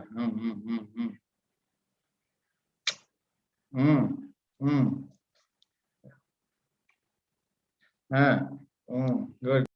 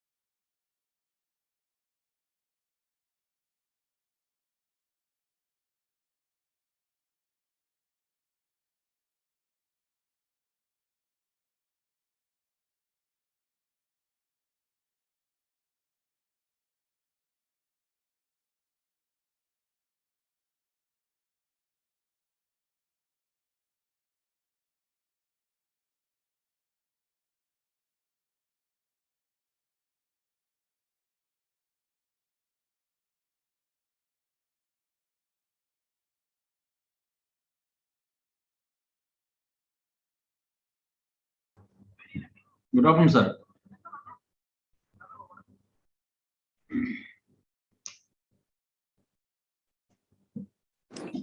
Yeah, good afternoon. Yes, sir. What about madam? It is joined. Not yet, sir. Not yet, sir.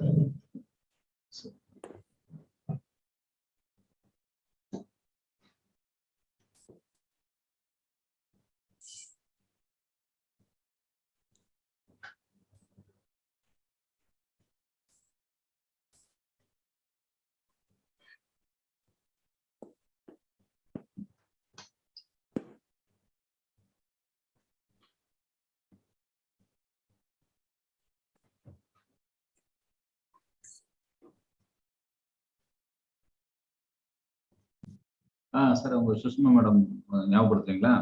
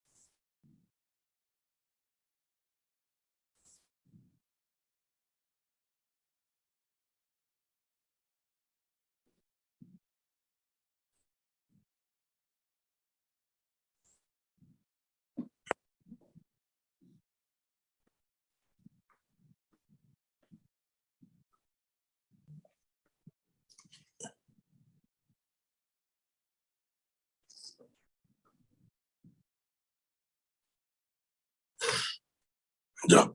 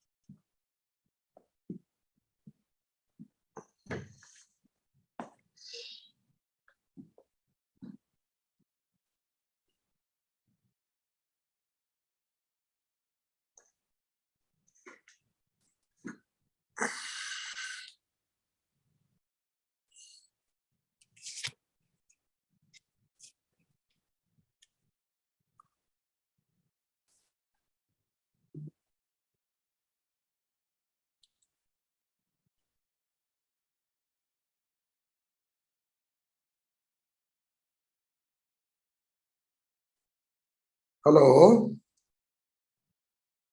Hello. Yes, sir. sir. Sir, you're Prakash. audible. Sir, this is Arivedagan, sir.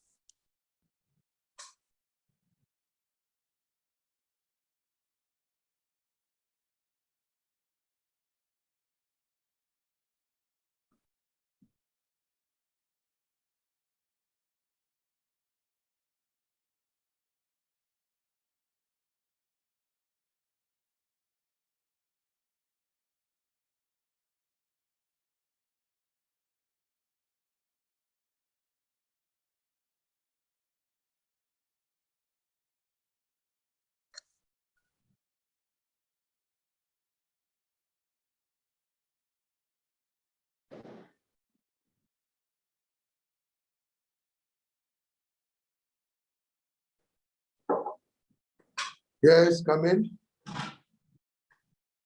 Hello, Tom, how are you? Good. Hello, hello. You see that this one.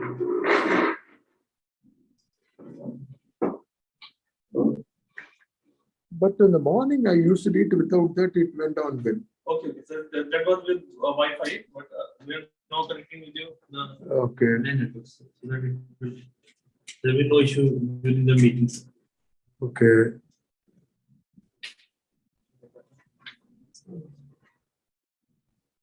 Okay.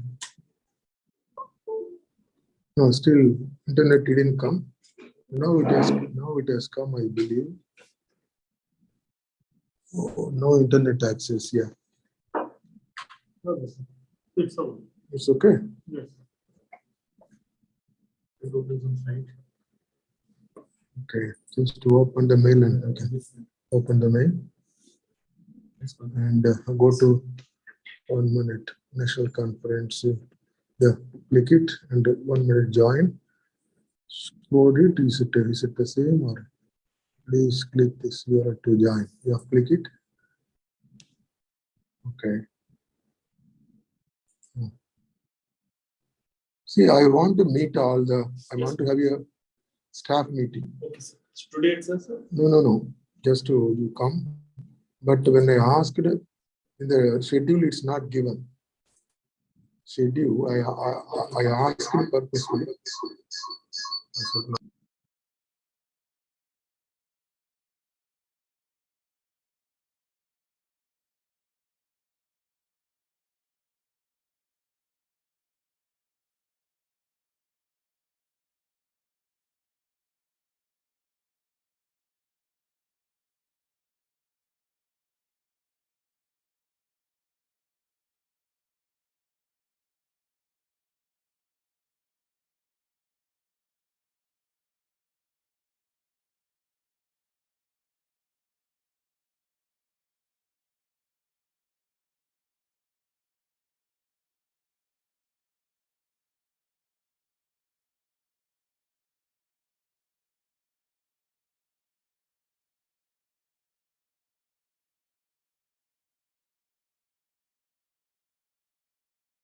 It is okay.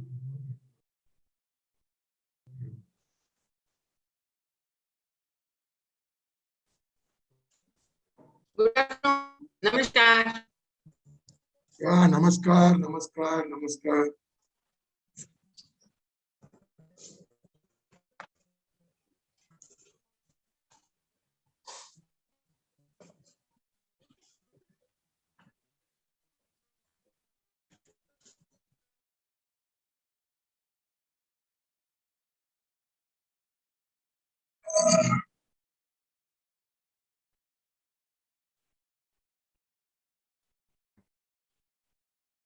Shall we commence, sir? Happy Yeah, afternoon please. to one and all.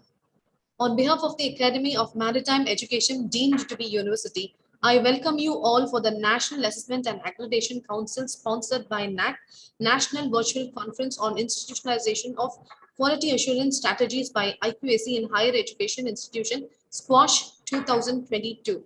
I welcome you all for the evening valedictory function. Now, I do welcome and invite Dr. Arivaragan to render the welcome address for the valedictory function. Good afternoon to one and all. On behalf of Amet University and IQAC, I would like to extend my warm welcome to our delegation on virtual dais.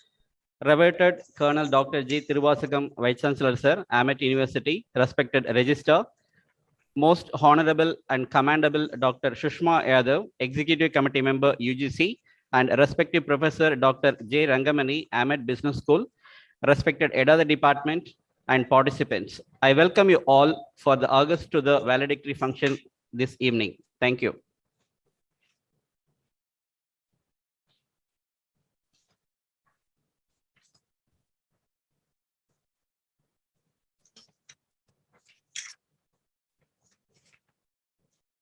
I deem it a pleasure and honor to welcome Professor Sushma Yadava, presently the Vice Chancellor of Bhagat Phool Singh Madila Vishwavidyalaya, Kanpur, Khan, Sonipat, Nara, Haryana, Member of Press Council of India and Member of UGC.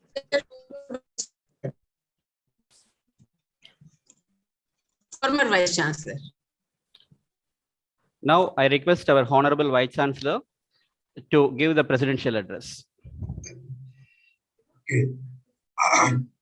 Revered and most respected Dr. Professor Sushma Yadav ji, I am very much delighted to preside over the program in which the most distinguished personality of the higher education system of India, Dr. Sushma Ji Yadav, is participating as the chief guest. And my dear friends, I have spoken sufficiently yesterday during my inauguration session, and I don't want to take much of the time of the most precious lecture, which is going to be given by Professor Sushma Yadav. And it is for the kind information of all the participants. I would like to join with you all, extending our sincere thanks to Sushma Yadav, because he has a lot of appointment today, engagement today. And basically, we requested her to give the valedictory address only by 3 o'clock. But the thing is, I made a special request. Just I have to attend some meeting by 2:30 in the AAU. And she has given her able acceptance and readjusted her schedule. And she is going to be with us for another 15 to 20 minutes only. So be attentive, listen her. Her speech will be certainly will create a lot of inspiration among all of us. With these words of my introductory speech and the president's speech, now I am just requesting organizers and introduce formally Professor Sushma Yadav and allow her to speak. Okay. Yes, sir.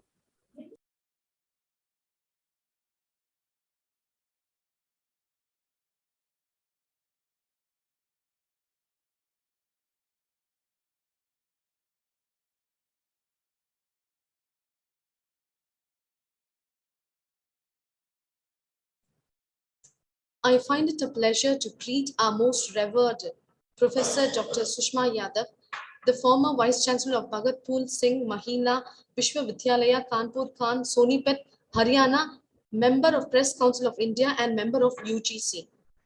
She has many accolades to herself. She has been a Pro-Vice Chancellor of Indira Gandhi National Open University, New Delhi, Professor of Public Policy and Governance at India Institute of Public Administration, New Delhi, Member of University Grants Commission, Chair Professor of Dr. B.R. Ambedkar Chair at IIPA. She has been a topper. Professor Shushma has published several research papers. She has been a person in the Academic Council, Executive Council for various central and state universities, also member of the Ethics Committee of AHMS and Dr. Ram Manohar Lolia Hospital. She is a recipient of many prestigious awards.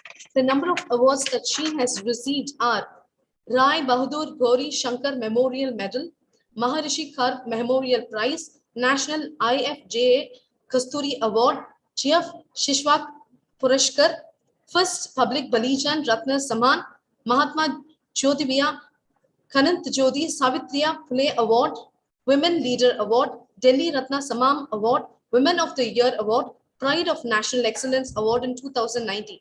She has visited n number of countries. Added on to her accolades, Mrs. Shushma has been a member of working group of SCs for 12th Plan Approach Paper, Ministry of Social Justice and Empowerment, Government of India, International Political Science Association, Research Committee on Rethinking Political Development and Governing Body of Indian Social Institute, New Delhi, Peer Team National Assessment and Accreditation Council, Bangalore, Doctoral Committee of UGC Center for Federal Studies, Jamia Hamad, New Delhi, and many other universities like Kurukshetra University, Devi Adiyabhai Vishwavidyalaya, Indore, Ethic Committee, Dr. Manohar Lohia Hospital, New Delhi, All India Medical Institute of Sciences and Department of Biotechnology, Government of India.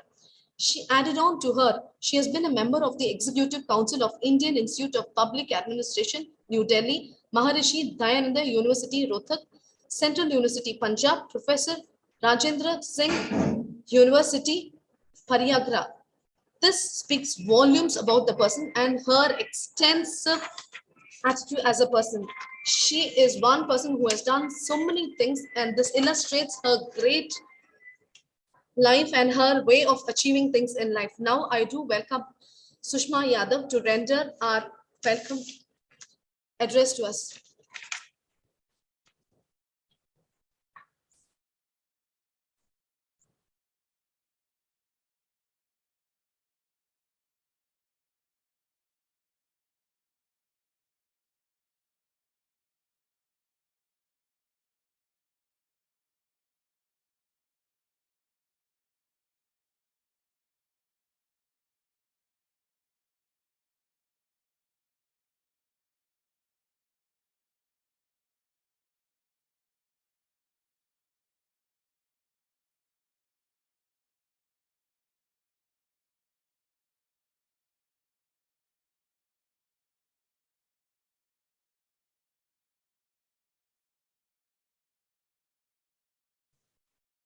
May I now call upon Professor Ms. Sushma Yadava to render the valedictory address to us.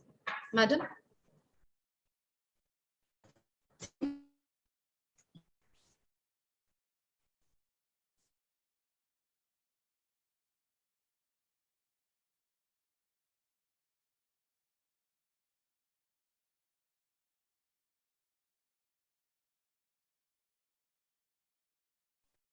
Thank you, ma'am.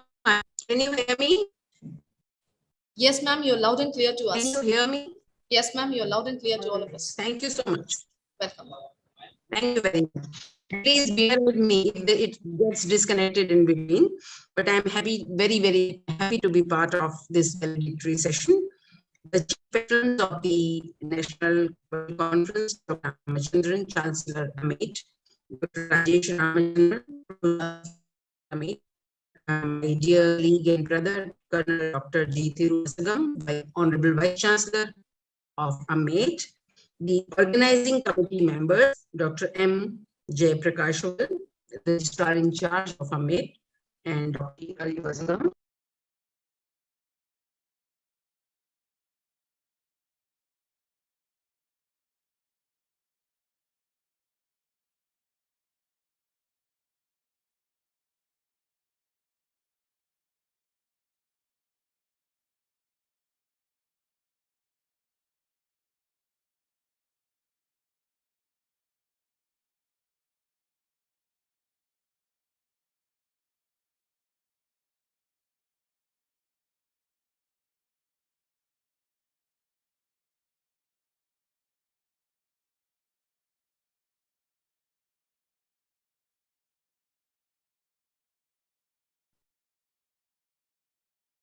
Madam, there is a network issue from your end, I believe, and you have to unmute your microphone as well. Oh, Yeah, it's not audible.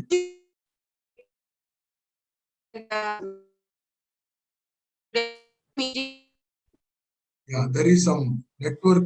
I think there is some network. Ma'am, we believe there's a technical glitch that's going on and the connectivity is not proper, ma'am.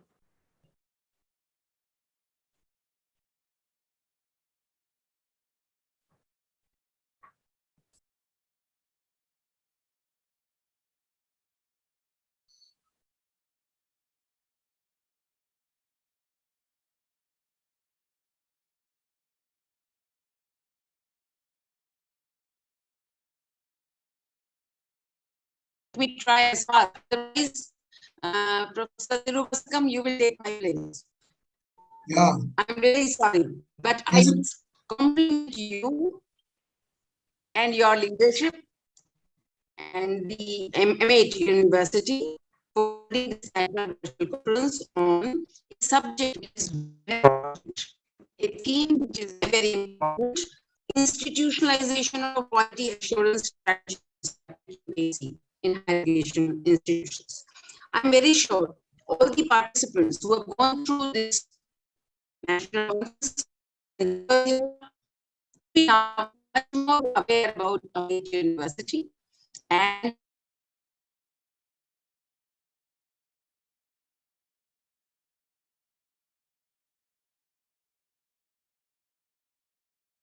Madam, I think you have some connectivity problem.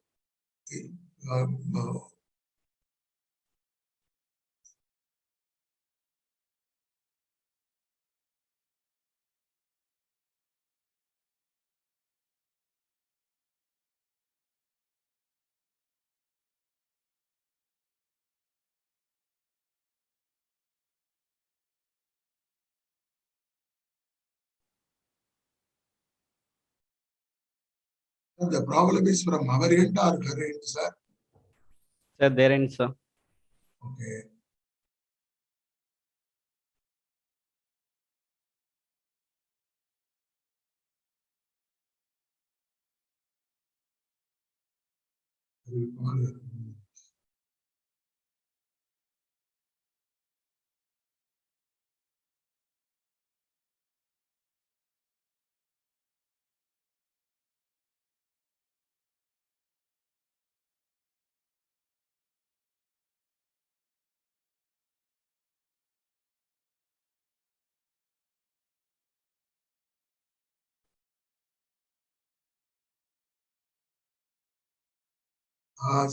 Hello, sister.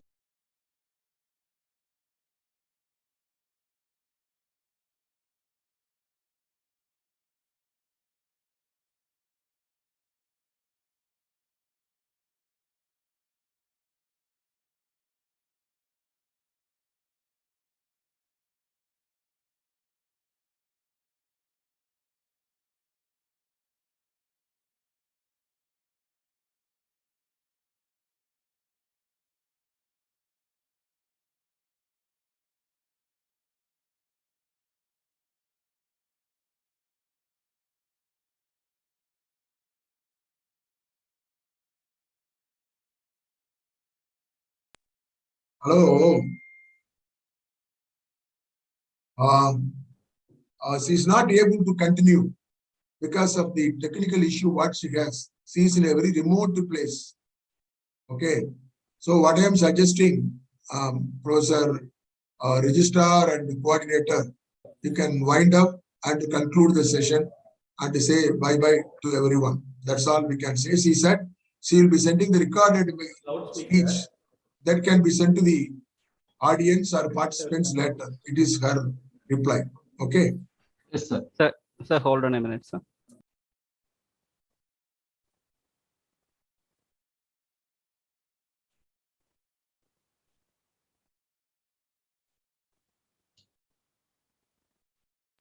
Sir, she wants to speak in the mobile, sir. Shall we put in the speaker?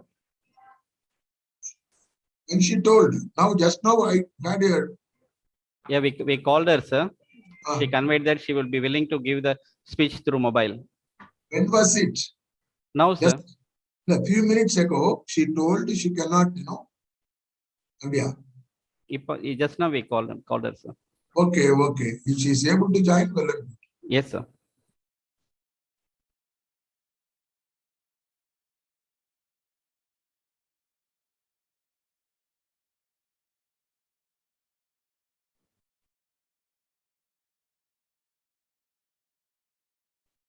otherwise don't disturb her. Okay. Don't call her again. If she is telling, fine. Otherwise, leave it. Don't try to contact her over phone and all. Of Amit University, dear colleague and dear brother, I would say, Colonel Dr. Thiruvasakamji, and the entire organizing committee of this national virtual conference. Quality assurance or quality mechanism and institutionalizing the quality strategies is an emerging field which is very, very important for all the institutions, be it colleges or the universities, much more for universities like Amit, because they are specialized universities. They are unique universities and unique institutions.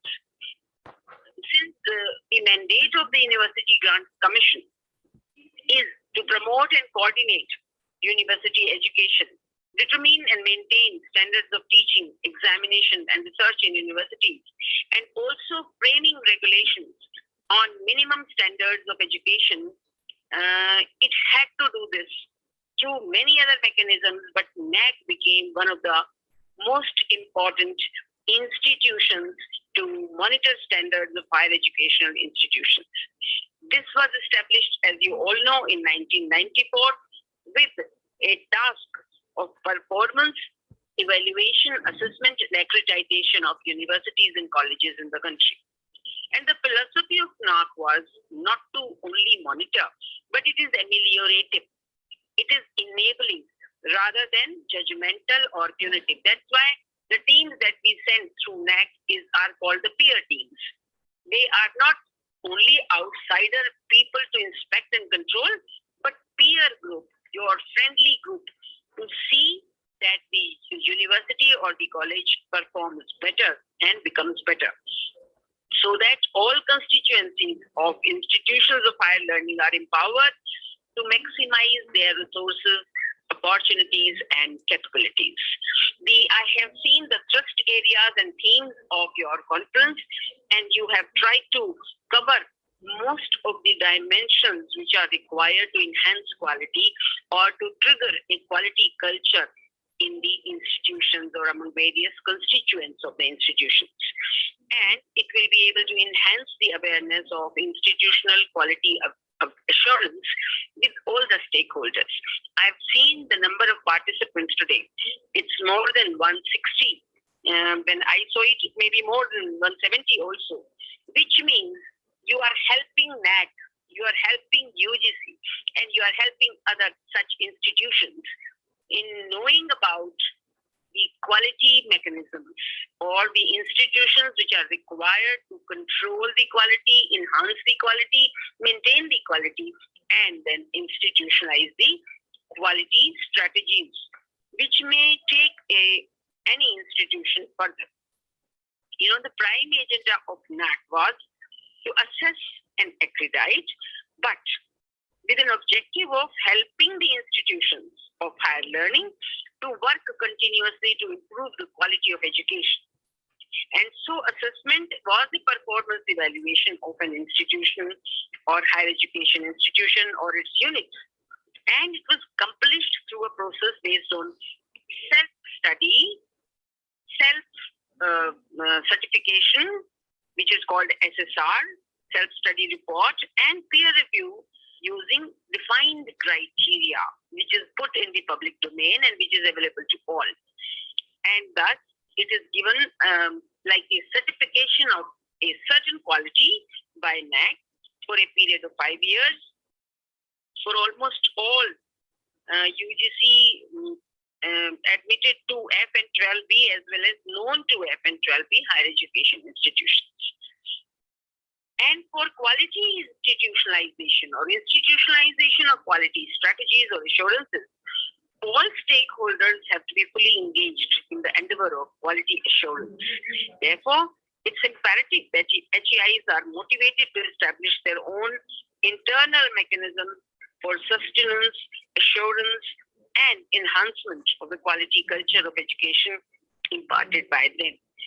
And they must take care that these quality mechanisms are internalized, institutionalized, so that the enhancement of quality becomes a culture within the institution, a culture with all the functionaries of the university and all the stakeholders of the higher education institution. The efficacy of external quality assessment thus becomes most important and effective through internal quality systems and processes. I'm very sure in these 2 days, you must have had a number of presentations on various aspects of quality. An institution of higher learning is known by the creation of knowledge that it is able to produce, it is able to create. So creativity and innovativeness in various approaches and various aspects of higher education remain important. And since it's going to be 2:30, I love to speak to you, but maybe I can share my views some other time with you. I would say I'm very sure there are a lot of takeaways for most of you, and the IQAC has been able to ensure heightened level of understanding, clarity, and focus in institutional functioning towards quality enhancement in your institution and all those who have joined you today. It also tries to internalize and institutionalize the quality culture. Then it tries to enhance and integrate the various activities of the institution and institutionalize good practices, which remain very, very important criteria for NAAC accreditation and assessment also. And thus, finally, it becomes a sound basis for decision making to improve institutional functioning and a dynamic system for quality changes in the higher education institutions, including universities like AMET, which I would say again are very important for the higher education system because of a specialized domain that you have been able to cultivate over the years. And thus, a methodology is organized on the basis of documentation and internal communication, which become part of the institutionalized quality culture. I'm sure you have been able to discuss these various aspects, and you will take it further in the years to come and months to come, where you may have more such deliberations and more such collective thinking to improve the conception of quality, the strategies of quality, and the mechanism to control and enhance quality in higher education institutions. Once again, I would compliment AMET University and its dynamic Honorable Vice Chancellor and the entire IQAC committee members and the organizing committee of this conference for organizing this very, very important virtual conference. And I wish you all the very best. In the years to come, you may become the torch bearer in holding out quality mechanisms, strategies, and institutionalizing them. Once again, thank you and my compliments. Thank you, Madam, for your inspirational speech on quality, mechanism, and enhancement. Now I request Dr. J. Rangamani, Professor of AMET Business School, to deliver the vote of thanks. Thank you, sir. It is my great pleasure to deliver the vote of thanks for this 2 days long national virtual conference on institutionalization of quality assurance strategies by IQAC in higher education institutions on 15th and 16th February 2022, which is funded by NAAC, organized by the IQAC AMET. We wish to thank the academic stalwarts such as Dr. Pankaj Mittal, Professor Dr. Rajan Velukar, Professor B. Timegowda, Professor Apparao Podle, Professor Dr. N. Panchanadam, Professor Dr. M. Jayakumar, Professor M.S.P. Raju, and Professor Sushma Yadava. We wish to thank our Honorable Vice Chancellor, sir, our respected Registrar, sir, and IQAC coordinator and the entire IQAC team. Thank you.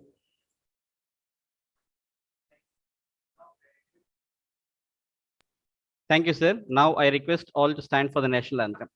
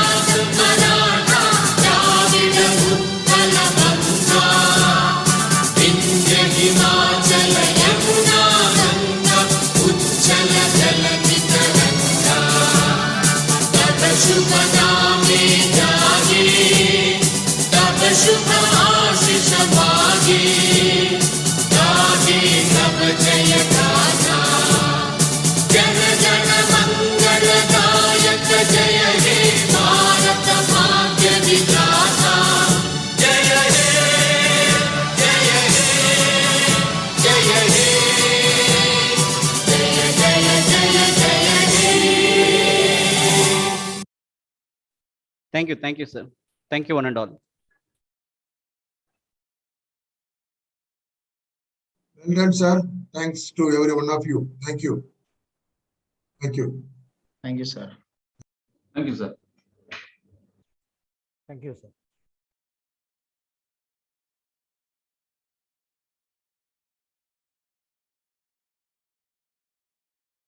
Participants, please share your ideas on the feedback link, please. The feedback link is in chat box.